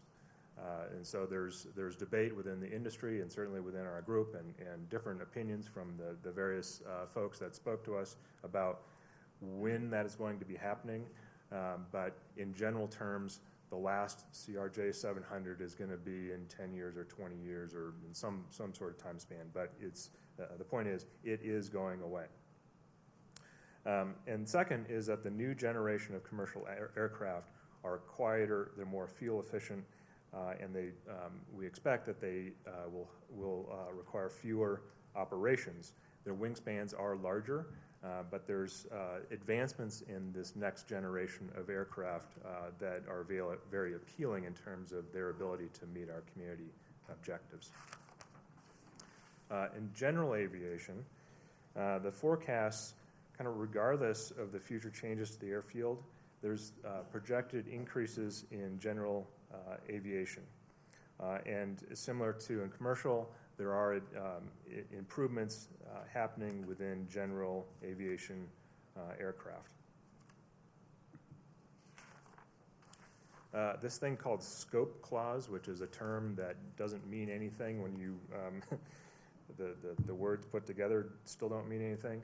It is essentially a negotiated contract between pilots and the airlines. So if you picture like the UAW negotiating with Chevrolet, it's a similar kind of thing. It's between the pilots and the airlines. The pilots are there trying to protect their jobs. The airlines are there trying to protect their market share and their business interests. And so that thing called scope clause, which is the result of that negotiation, controls the number and the type of aircraft that serve this airport. It's the same for all airports, but it's something that affects our airport. And then last, on the things that we decided that we could rely on in terms of facts, is that because of the flow of operations and the expected flow of monies coming in from grants and from county funding and so on, that whatever improvements that we're making to the airport are going to have to be phased. That's just a reality that we have to deal with. So with that, I'm going to turn over to Bill Tomsich to talk about our recommendations. Great, thanks, Chris. Let's flip to the next slide here. I'm Bill Tomsich. I certainly can't consider myself an old-timer, but I have been here for about 24 years. I was hired actually by Aspen Skiing Company in 1995 in the wake of a shocking development concerning air service to this community. It was when Continental Airlines announced that they were going to be pulling out of Aspen and all western Colorado communities. In fact, they shut down their Denver Stapleton hub and moved all their operations to Houston and Cleveland and Newark at the time. This community lost 35% of all of their seats literally overnight. And for that year, there was only one airline flying into the Aspen airport during the winter. Pleased to say that every winter since, we've had at least two, usually three or more airlines flying in, 3 today. I was hired in 1995, worn a lot of hats over the last 24 years, including running central reservations, but I've always been involved with the air service negotiations and communicating with our airlines. And things have changed a lot over the last couple of decades. One thing that hasn't changed is there will always be some surprises. We had the surprise by Continental Airlines in what was really 1994. The community did that, was before I came here. We had another significant surprise about 10 years later. It was in March of 2005 when our air service was reliant again on one dominant aircraft, the BAE 146. There are a couple of different versions of it flying in here. In fact, we had actually had a meeting with United Airlines, myself and our former airport director, and we actually posed the question, how long do you think those BA 146s are going to continue to fly? And the answer we got was, we should be able to keep them flying for a very long time. Look at Northwest Airlines and how long they're flying their DC-9s, by the way, all of which are now retired. What happened less than 30 days later is Air Wisconsin, who was then the exclusive operator for United Express, just as SkyWest is today, sent out a press release saying they're not going to respond to an RFP from United Airlines for continuation of BA 146 jet service into Aspen. But they're going to go ahead and retire their fleet of 18 aircraft, but they're going to keep 5 alive for 1 more year just so Aspen can continue its air service. So we actually had one winter where there were 5 airplanes flying in North America that could service this airport. And our entire air service was based on that service. There were also some flown by Northwest at that same winter, and all of them got retired unexpectedly, a lot sooner than anybody would have ever imagined. It was a rather stressful time for me, for this entire community, because we had to scramble to figure out a solution. And thankfully, SkyWest Airlines had already been looking at the CRJ 700. United invested an awful lot of time and energy into figuring out safe, reliable operations, and less than a year later, it was Easter Sunday of 2006, the first CRJ 700 landed at the Aspen Airport, and we said goodbye to the last BA 146. That was over 13 years ago. The CRJ 700 was first manufactured in 1999. The last one was built in 2011. There were a total of 330 of these built, and then of that, 266 are still in service today. And of that, we happen to have some of those aircraft still flying in here. But eventually, every single one of these aircraft are going to retire. It's a matter of if, it's not a matter of if, it's a matter of when. So with that as background, the recommendation, and I'm going to read this to you because this is carefully crafted, is that the risks associated with the uncertainty of any future aircraft not being able to, with wingspans of 95 feet or less, of actually being able to operate at Aspen, and the likely degradation of commercial air service is far more consequential than the undesired impacts of the possible introduction of some mainline aircraft. The technical working group recommends moving forward with removing the non-standard conditions at ASE and building an ADG-3 airfield that is fully compliant with those separation standards. The technical working group also recommends that the county explore phasing options to meet the full ADG-3 compliance, and phasings should be prioritized to first meet the separation standards, second followed by the runway strength, and that includes weight capacity, and then runway width and approach speed. With that as the primary recommendation, we've got a bunch of mitigation strategies because there was a lot of deliberation among the technical working group about what can be done to address some of the community concerns.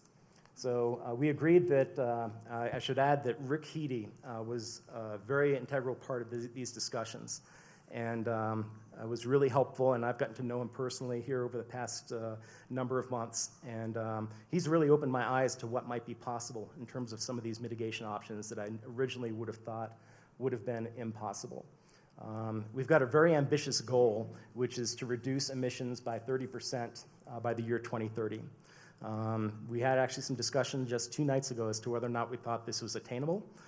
It is very ambitious, but we do agree that it is in fact attainable.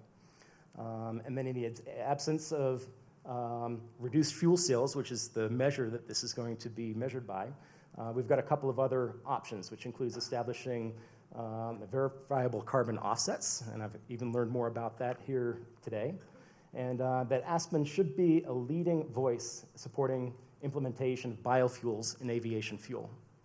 So that is one of our key recommendations in terms of mitigating options. Possibilities of electrifying the airfield, I think is something else that can be done to substantially reduce the carbon emissions, particularly as it relates to ground support equipment and reducing those related emissions. All airport facilities should be designated to be a net zero to the extent possible. And this is, again, a possibility. And the newer airplanes that are going to be replacing the CRJ 700 are certainly going to be more fuel efficient. They're going to be quieter. And I might also add that there are aircraft such as the Airbus A220, which is a new aircraft design that was just introduced earlier this year in North America. Actually has the potential to reduce per passenger emissions by almost that 30% based on its current fuel consumption. And that's an aircraft we learned about back in 2013, so just 6 years ago, and that aircraft is indeed flying today. So there are some possibilities with these aircraft. I'm going to go a little more into the detail of the design aircraft here in a moment. We also wanted to look at the strategic questions that John Peacock's already articulated here during his introductions, and addressing how can we meet the community values and goals with what is designed, with what is our preferred design aircraft. So let's talk about that preferred design aircraft. One of the things that we were not comfortable doing as a technical working group is making a recommendation on a specific aircraft type. This is going to be up to the airlines to decide. They know what's best for their business. What we decided and agreed to, most of us, is that we should look at a general design category of aircraft, such as the Airbus A220, but there are other aircraft manufacturers, including Mitsubishi, as well as Embraer, that are also manufacturing aircraft that are comparable in size and emissions. So all these new aircraft are actually more efficient, they're quieter, actually quieter than the current CRJ700s that are flying in here today. And we're certainly going to eventually see some of those replacements. We're already starting to see that happen throughout North America, just not here at Aspen, because the one thing all of those newer aircraft have in common is wingspans that are in excess of 95 feet, which is our current restriction. We actually went through and ranked a list of up to 20 different commercial aircraft, many of which wouldn't even be feasible to operate at Aspen because they're just too big. In fact, we had expert consultants who very clearly said that some of these larger aircraft that seem to be the concerns of many, such as the larger 737s like the 800s and the 900s, they just don't have the operational performance to operate at this airport. So we're not going to see those aircraft flying regardless. It's just some of the smaller ones that may fit within the ADG3 standards, but there are also a lot of other aircraft that are going to be introduced. Not all of them have been sold in the United States yet, but they certainly represent likely possibilities of what could happen in the future. So one of the things we're trying to do is figure out exactly what is going to happen in the future. And a question that came up during one of those meetings was, is there anything else that we as a technical working group could use to make our decision-making easier? And it was suggested that, a crystal ball would be really nice. So as a little visual aid, I happen to have one here that I thought was really appropriate to kind of figure out what is going to be happening here in the future. Because this is really what we're trying to figure out. What are the airlines going to be buying? We can make some educated guesses, but we've realized, even as they've come to present at numerous meetings, that A, they don't even know, and B, if they do know, they're not likely to be able to share it in front of their competitors.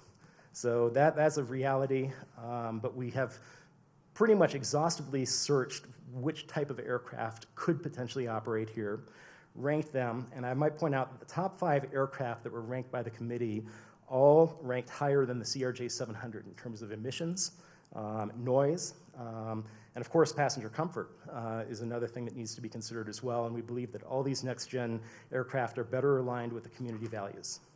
So with those comments, I'm going to turn it back here to Chris so he can talk about some of our observations through the community character lens. Okay. So a couple things regarding community character. Regarding safety, and there's, if you ask John Kinney about this, be prepared, be nice and comfortable, maybe clear your schedule because it's kind of a long answer. But to work with the FAA to maximize safety and the enhancing the airspace. Also working with the training and the resources and the requirements for pilots to be able to fly in here. So there's a lot of conversation around safety and how do we make sure that we continue to make sure this is a safe airport, and that's our #1 priority. And concern about pilots having the familiarity and the expertise to deal with this kind of unique airspace. So that is something that we thought we had a lot of discussion on, and it does relate to community character. In terms of the air side, the next generation of aircraft, as you heard Bill kind of talk through, in terms of their being more efficient, being quieter, being more comfortable, we think that all fits well with our community character. For environmental responsibility, as you heard Bill talk about, Richard Heedy was very helpful to us as a committee in establishing this goal. We did have a little bit of hesitation of whether or not this goal is achievable. And the answer that we were satisfied with is that it is, yes, it is a very aggressive goal, but it is attainable. And there are some unique things that we can do in terms of the facility, the next-gen planes, and including offset programs that are becoming more robust and more credible. And then lastly, reflecting the local culture and values.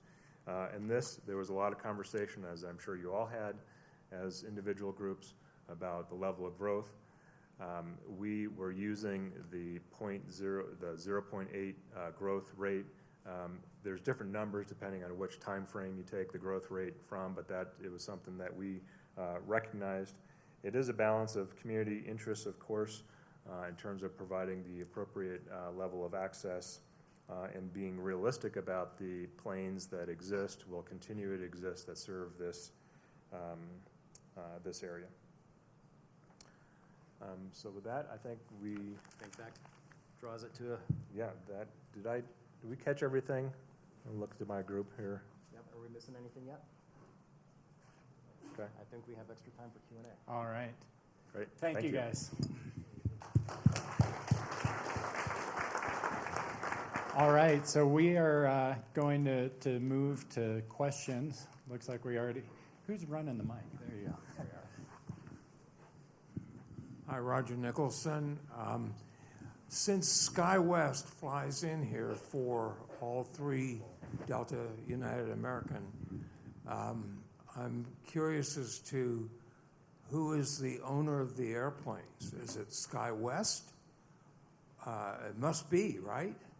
So when you talk about negotiating or discussing things that you don't want your competitors to know, I think, Bill, you said that a little while ago, aren't we just talking about one company? In which case, can't we kind of get intense with them and start developing what we want in the way of the most functional airplane? Excellent question.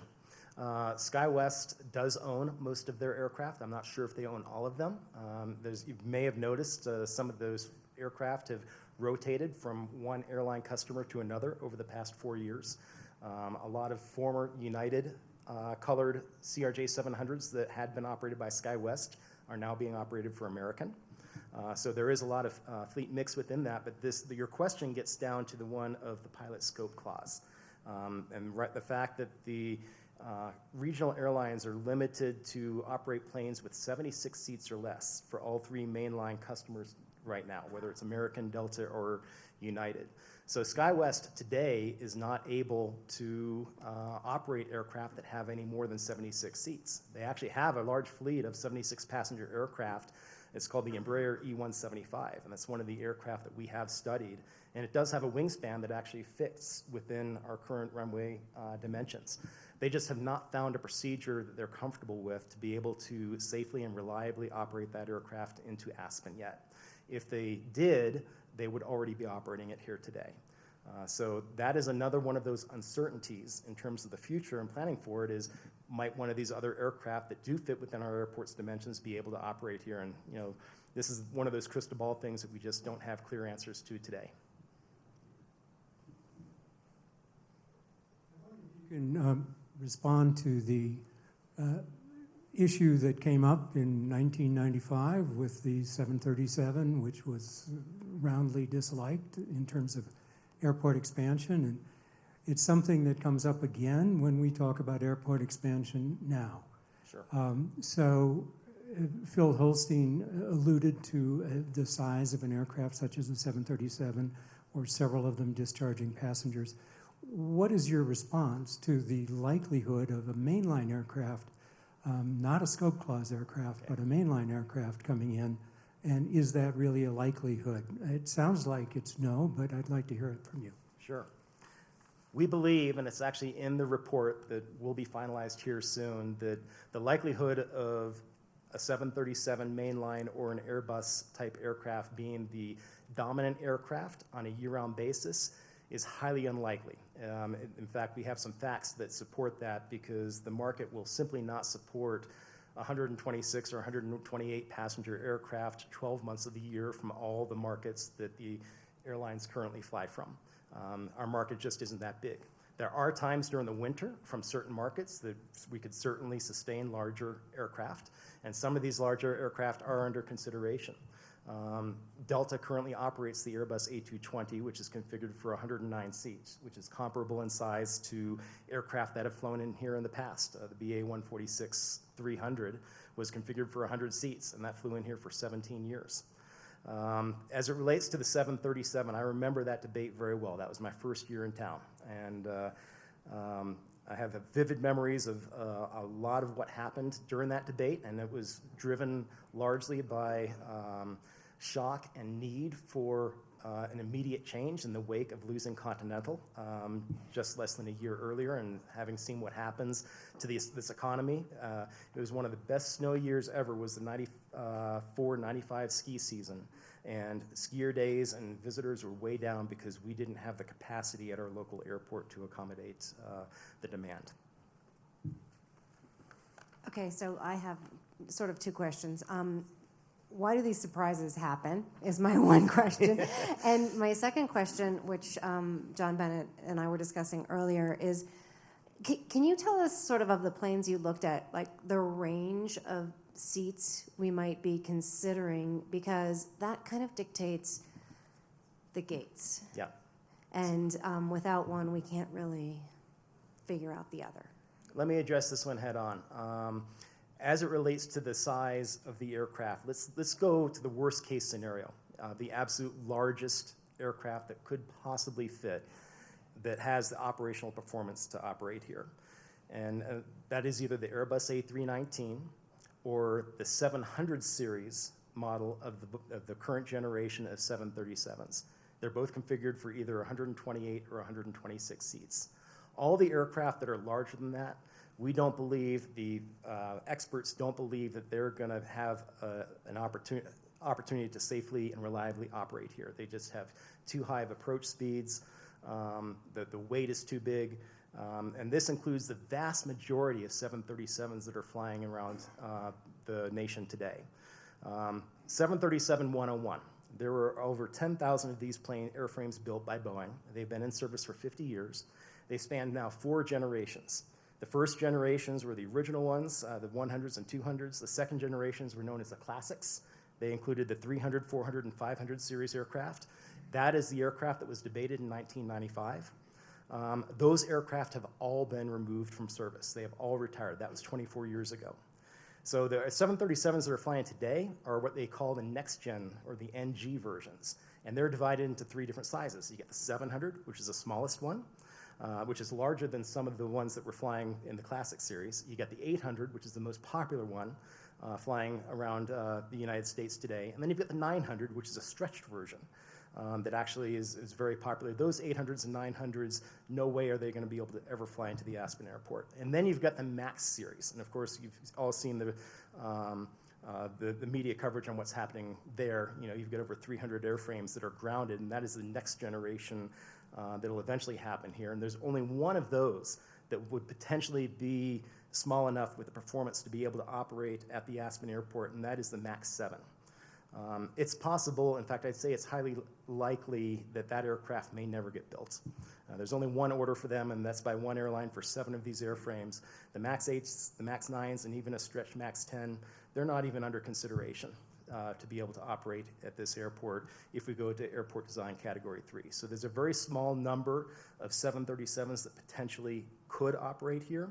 And by the time our airfield improvements are done, which is going to be at least 7 years from now, if this group agrees to move forward with it, those aircraft are going to be older than the CRJ-700s themselves. So to me, I'm not a proponent of Boeing 737s. I've said this outwardly in the committee meetings that we've already had, and I don't believe today that they represent a realistic threat, which I know is a concern of a lot of people here, as being a dominant aircraft.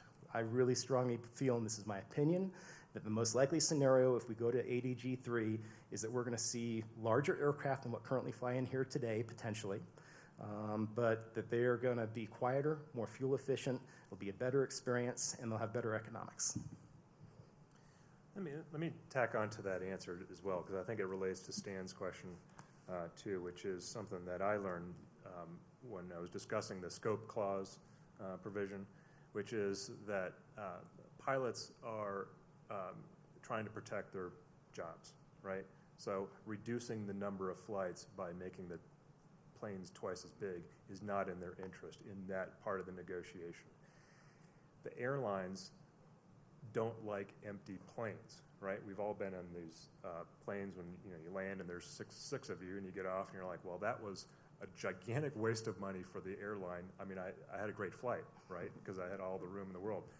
But that's not what the airlines like. So there is a sweet spot where those larger planes aren't going to fit that sweet spot of what the pilots are interested in and what the market serves to provide the kind of nimbleness of the number of trips in and out of the airport.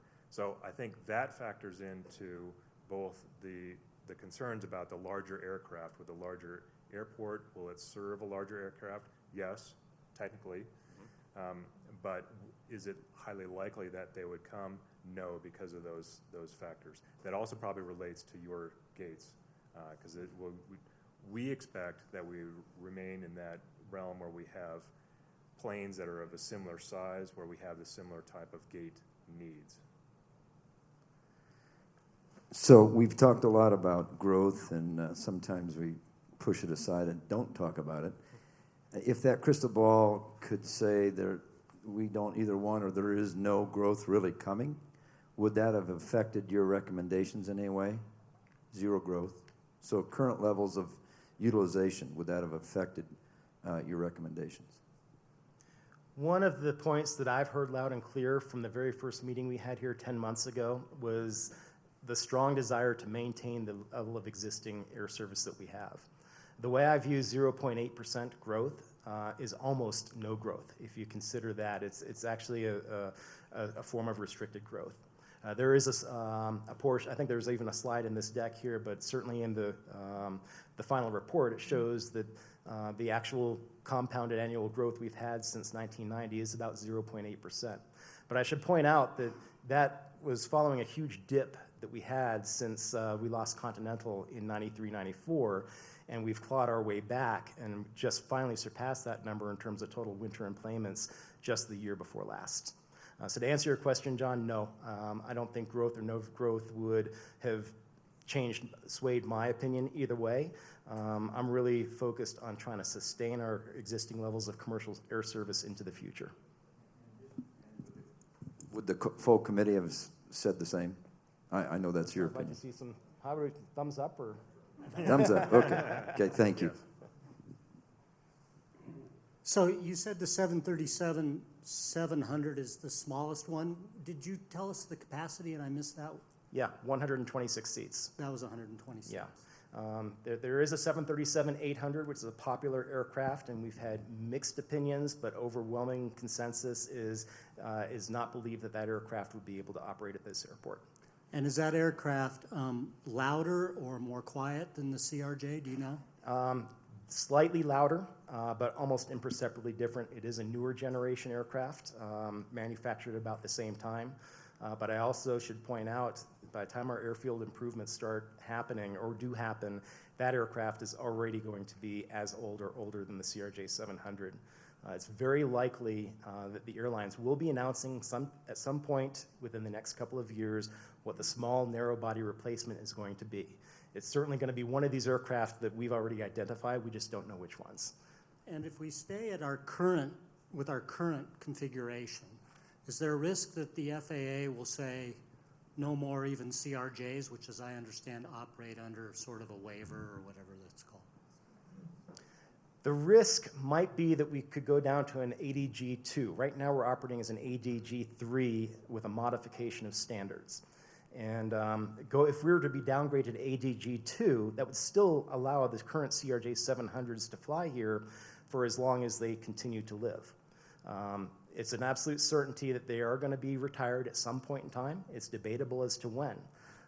But one of our overall goals in the report is to be adaptable and flexible enough to accommodate changes that we cannot foresee right now that may happen in the future. And I would just note that when the final report is out, there will be appendices with matrices in it that list all the aircraft characteristics, emissions information, noise information, and number of operations per projected employments. How many days a year do we take off and land at capacity? Do you guys know? And will these bigger airplanes, do they still have the same time frame that they deal with in terms of takeoff and landings? And will they impact the number of gates we would need?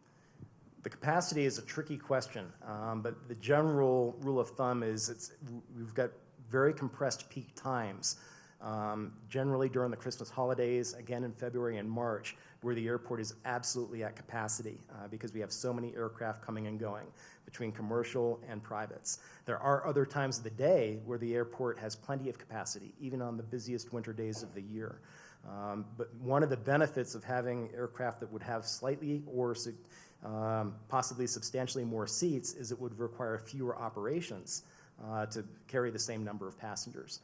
But like I said earlier in my remarks, I really believe that on a year-round basis, this market needs regional size aircraft. And I'm sure the airlines will eventually find a solution for those. But a lot of those, may end up having wingspans or will have wingspans that are in excess of 95 feet. And Wayne, I'm going to come back out to the group in just a minute. I'm going to capture the Vision Committee. You mentioned the meeting some 10 months ago when the number one concern of the whole committee was safety. Yes. And you're certainly addressing it from the commercial point of view. However, over the last 50 years or so, there have been some 25 crashes in our valley of general aviation. And you didn't touch on that at all. Do you guys recommend some kind of special training to make our airports safer? Absolutely, John. That's a good question, and it's not something we covered in the presentation, but it is extensively covered in the report because you want to speak to that? Or? Yeah, I touched on it a little bit.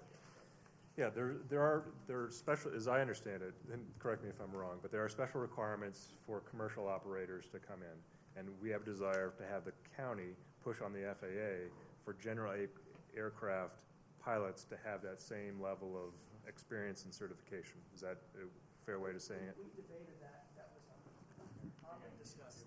Sorry, Mike Solon's on the technical committee.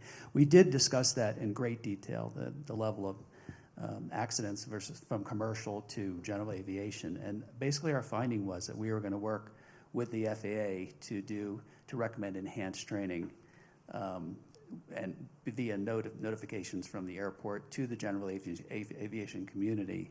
And the fixed-based operator will help us with disseminating that information just to raise awareness of the airport that we have here to help increase safety. I would just add the report does include a history of aircraft incidents from 1980 to present. Does this work? Yeah. My question has to do with ranges of the future and whether your committee looked at more non-stops from eastern and western hubs rather than the connections through Denver in terms of ratio, technic, whatever. It is possible that some of these newer aircraft that are more efficient and more powerful, might be able to fly some longer distances. So this could potentially open up some new markets. If that happens, we probably see less connecting service from closer in hubs. You know, one of the pieces of research that I've been conducting recently is to see how many of our passengers are actually flying on nonstop flights. I was attending a presentation earlier this year from the new head of sustainability for United Airlines. He talked about the number one thing that passengers can do to reduce their carbon footprint is to fly nonstop. With the increase in nonstop flights that we've seen over the last 10 years, we now have 10 markets flown nonstop. I've done some research to suggest that 10 years ago, only 18% of our winter visitors flew in and out of the Aspen Airport on nonstop flights. That has increased to almost 39% today because of all the new nonstop flights that we have. So if there were nonstop flights possible, say from New York City, for example, that means people would be able to fly here with one stop as opposed to connecting through Chicago or Denver and having to fly 2 segments as they do today. Part of that answer, I think, is something that we talked about quite a bit. Is what are the aircraft that we aspire to, and what design group are they? And that's where we centered on design group 3. The alternative of reverting, downgrading to a design group 2, in our estimation, has a significant and severe impact on the community, its residents, its businesses. Again, today I asked one of the Kimley Horn folks, okay, well, what does that aircraft look like? CRJ 700 eventually goes away, whether it's next year or 10 years or 20 years from now. That goes away, and we're a design group 2 airport. What plane flies in here? And they started scratching their heads, and they don't really know. And so, it's not the BAE 140. Those don't exist anymore, right? Oh no, there was one that flew here last summer, and that helped with the firefighting efforts and basalt, right. and saved the town basically. All right. Well, right. So I don't know if we revert back to the turboprops. If you remember how horrible those things were. But there's just not, it wasn't a very sufficient answer for us if we revert to a design group 2. So while we suggested a bunch of mitigation strategies to deal with the impacts of design group 3, we see that as the future of this airport because of the airlines and the airplanes that we aspire to, because of their fuel efficiency, their range, their quieter aircraft. That's what we see as the future of the airport is focusing on that design group 3. I just want to maybe take 2 or 3 more questions from the Vision Committee and then honor the commitment to open that up. In relation to the environmental responsibility point that you have put in here, can we choose or recommend airplanes or companies that are willing to help us with the use of biofuels? Or can we require biofuels to be used in the flights that are flown in and out of the airport? I realize the issues. I was here at the last presentation, but Sure. I'm looking forward. So. Yeah, so that's probably a complicated answer. It has to do both with availability, which is something that was talked about in the future of aviation in a carbon-constrained world symposium. And so we're working on that. And then our contractual relationship with our fixed-based operator that's providing the fuel. So the short answer is, given if there is a realistic supply of those fuels, which I think the committee has definitely directed us to be looking at, and I think we have every reason to believe there is a future for those, then the county does have the ability to contract requirements with our fixed-based operator in terms of our supplier.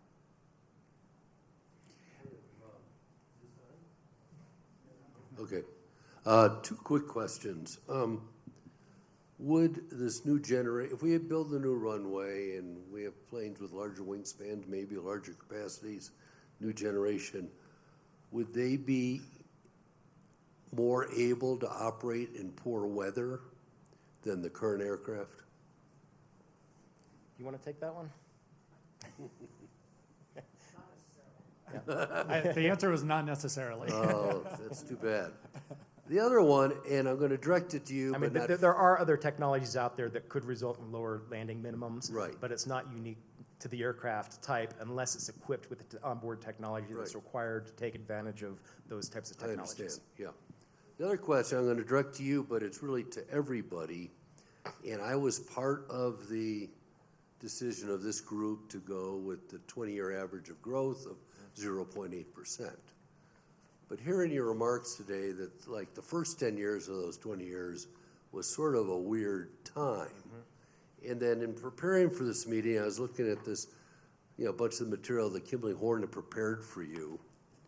And from 2008 to 2018, the compounding growth rate for those 10 years was 2.9%. So I just raise it. I'm not looking for an answer, but maybe we're looking at the wrong growth number, and it's something that should be considered, because maybe that 20-year average wasn't the right number. Maybe it's a 10-year average we should be looking at. Thank you. Well, this is one of these questions that I don't think anyone has the answer to, but I have to ask it anyway. Has anyone attempted to collect any information on our visitors who never fly into Aspen, either drive or fly as far as Denver and drive because of the uncertainties? I'll take a stab at that one. There are a lot of visitors who currently don't fly into the Aspen airport, either because of price or past experience. There is new technology evolving every day in terms of being able to accurately measure that, even without surveys. And I just saw another presentation on some of this at the Accra Tourism Summit the week before last. I think being able to accurately measure travel patterns and travel behavior of what we refer to as leakage to other airports could be really valuable to us in the future, and the technology is making that easier than ever to measure. And Jackie, a few years ago, we tried to estimate that, and so the ratios may have changed. As I recall, we estimated that about 40% of our visitors came in through the airport on year-round basis and 60% via rubber tire. Now, that ratio may have changed. Bill, I really want to commend you on your expertise in the reservation business and in the airline industry. You are the expert in the field here, and I appreciate you being here and taking the time. But I have a question for you because of the reservations and with the direct flights, that it's a given that people want to fly directly into Aspen. They'll pay more. And these new wingspans will allow direct flights from New York, Boston, Newark, Miami. And with the reservations background, can you give us any sort of indication of what that growth projection would be from the major hub population base of the states? And then part B of that question would be, how could the airlines juggle with the different time zones of the United States so that they could, fly into Aspen and deliver our guests? Thank you. A couple parts to that question. First of all, as it relates to the potential growth, which is a real concern, we had this discussion here just on Tuesday night. The real limitation to growth in this community is the number of beds. And I can tell you that from the reservations business. We've always ran out of beds at Christmas. It doesn't matter how many airplanes we bring in and out of here, there's really no place for them to sleep.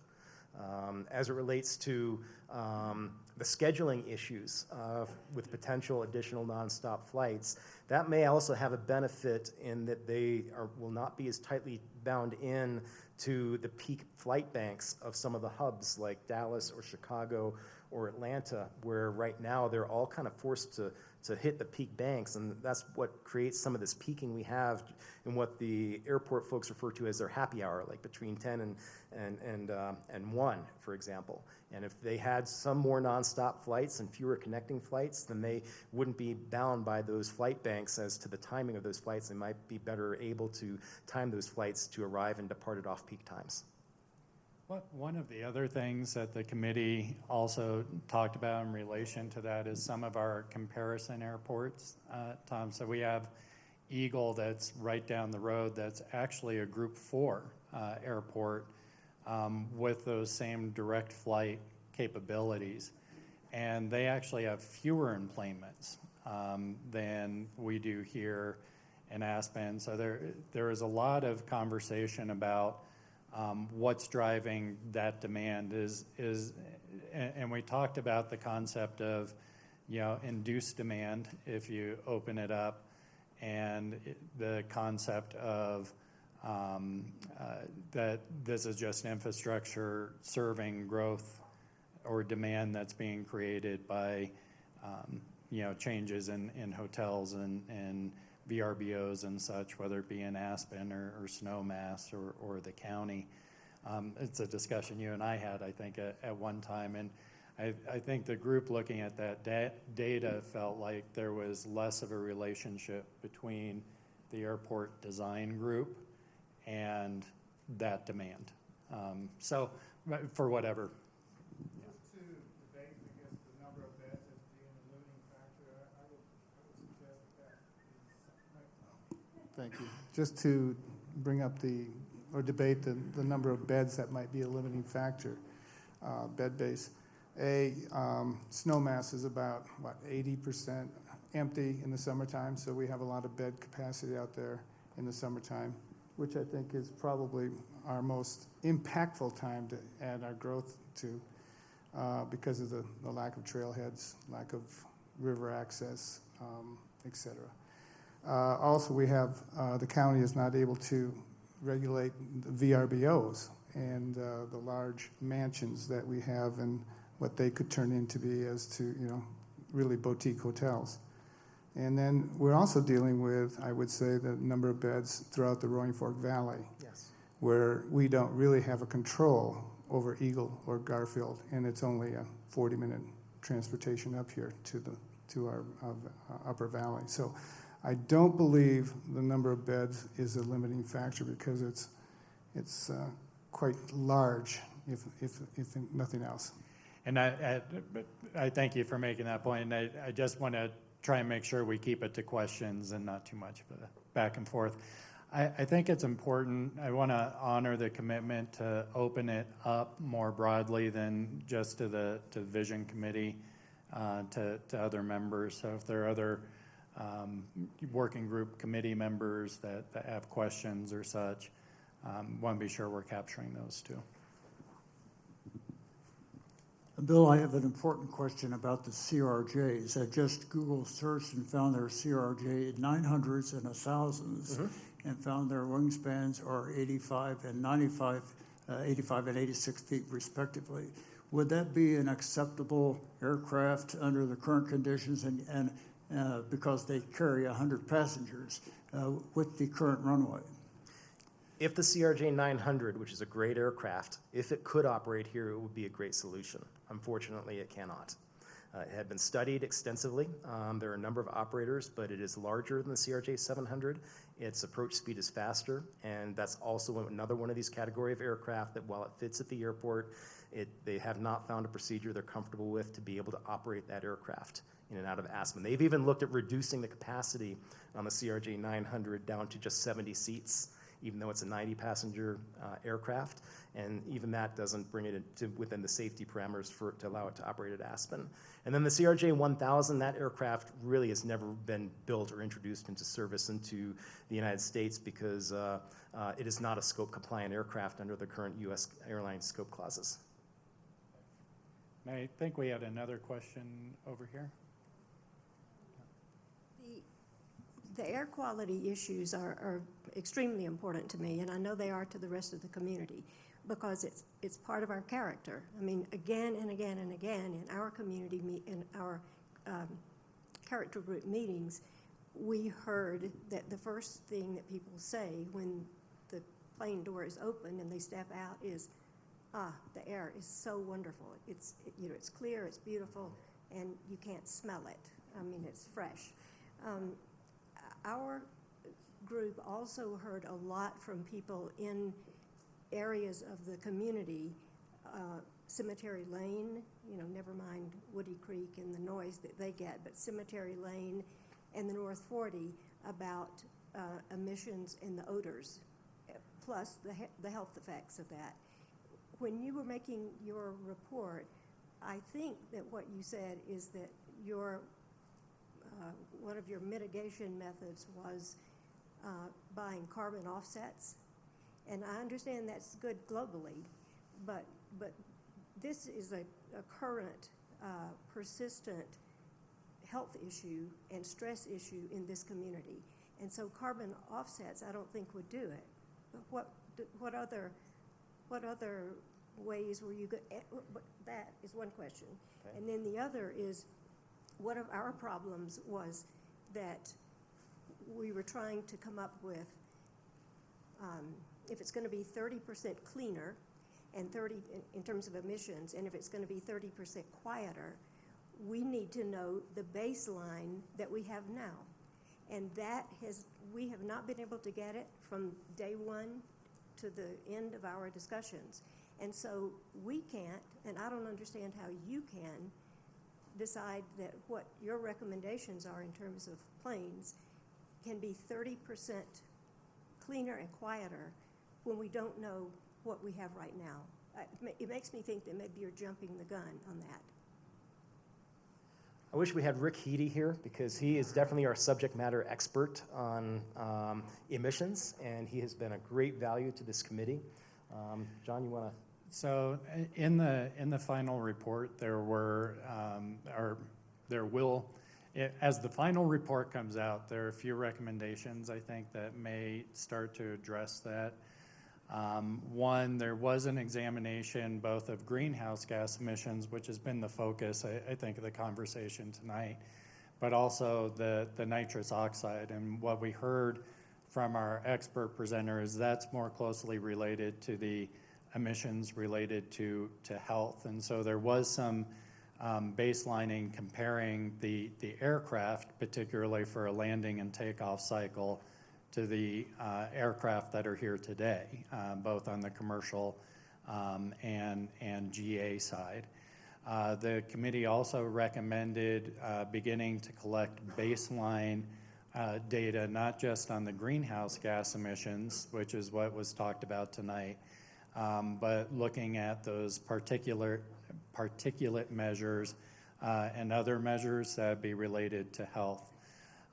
In terms of the neighborhood impacts, the committee had recommended both the electrification of the airfield. A lot of the run is for auxiliary power units and those sorts of things. So either greatly reducing or eliminating the use of those.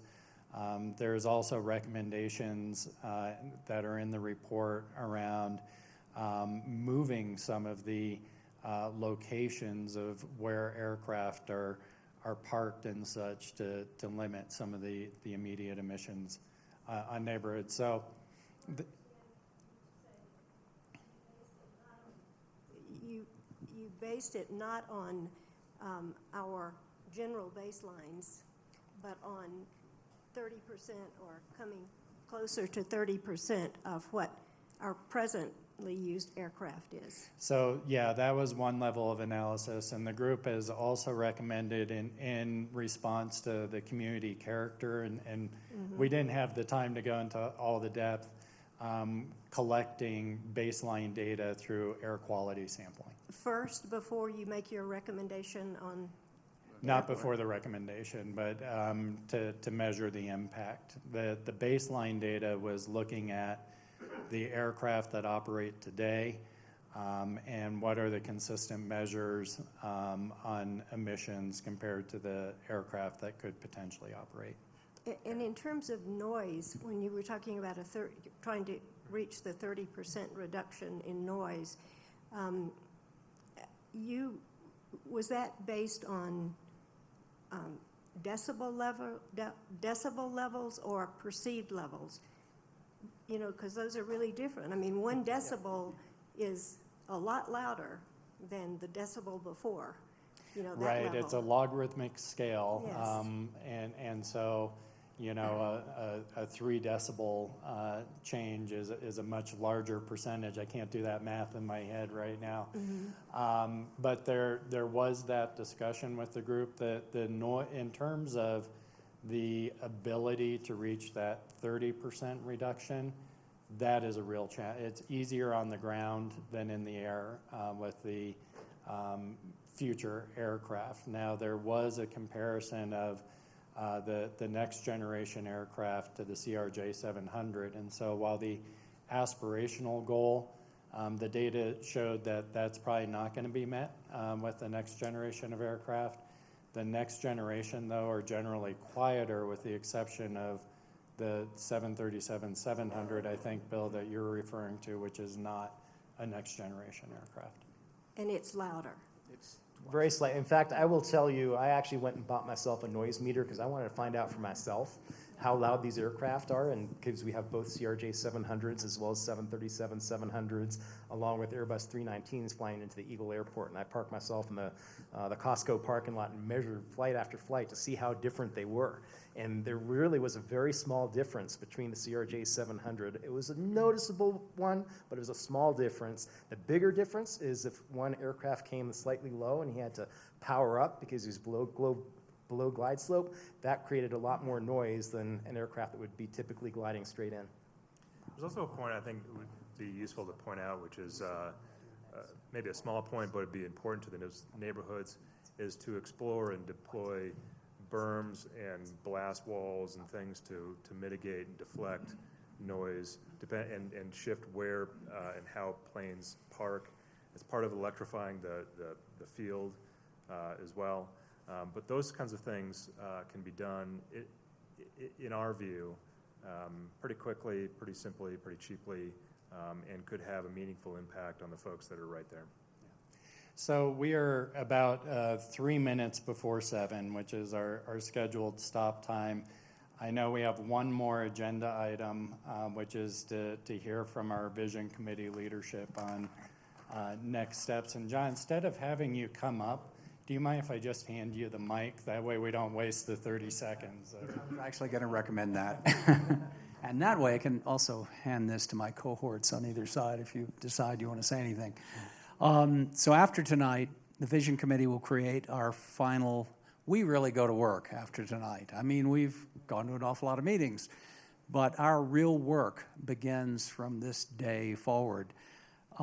We will create our final recommendations, taking into account the reports and recommendations of your 4 working groups, the community values and design goals that we all created earlier in this process, and everything else that we've learned throughout this year-long process at this point, or will be within a few weeks.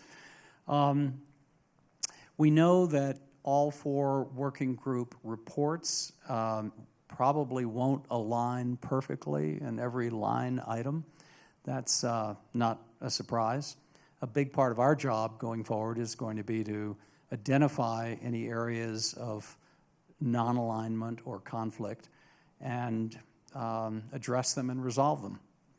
To complete our work, we've scheduled we basically scheduled weekly meetings all through January, 4 meetings in January. We're going to reserve time beyond January, although I, for one, strongly hope we don't have to take much time in meetings after January. We'll see. And once we've completed our work, we will, or as we create it, as we complete it, we will create a format for reporting out our recommendations, both to the BOCC as well as to all of you. And that leads me to the last thing I want to say, and that is a profound and very sincere thank you to everyone in this room. The work you have put in is extraordinary. I mean, these reports, taken together, all 4, including the focus group that was earlier and the technical group, which we've heard about, we can't read yet. This represents a lot of hours of work. It's amazing. If you add the number of people by the number of meetings, by the number of hours per meeting, it's a lot of time and a lot of effort, and you guys have done a wonderful, wonderful job. We really thank you, and our community should be extremely proud of this effort. I'm going to ask again, would you want to say anything? No, thank you. Thank you so much. You guys did a great job. We really appreciate it. And ditto. Ditto. Thank you all. All right, well, good. The appointments to the committees actually last through the end of the year. We're going to be extending the appointment for the Vision Committee members. I want to thank everyone so much for the time and effort that you put in, and there's a lot more work to come. And frankly, The public process doesn't stop with the vision. The visioning process is really recommending the scope of the project. We will continue to have robust public process through design in all phases for any future projects at the airport. So more to come. Thank you all very much. Have happy holidays.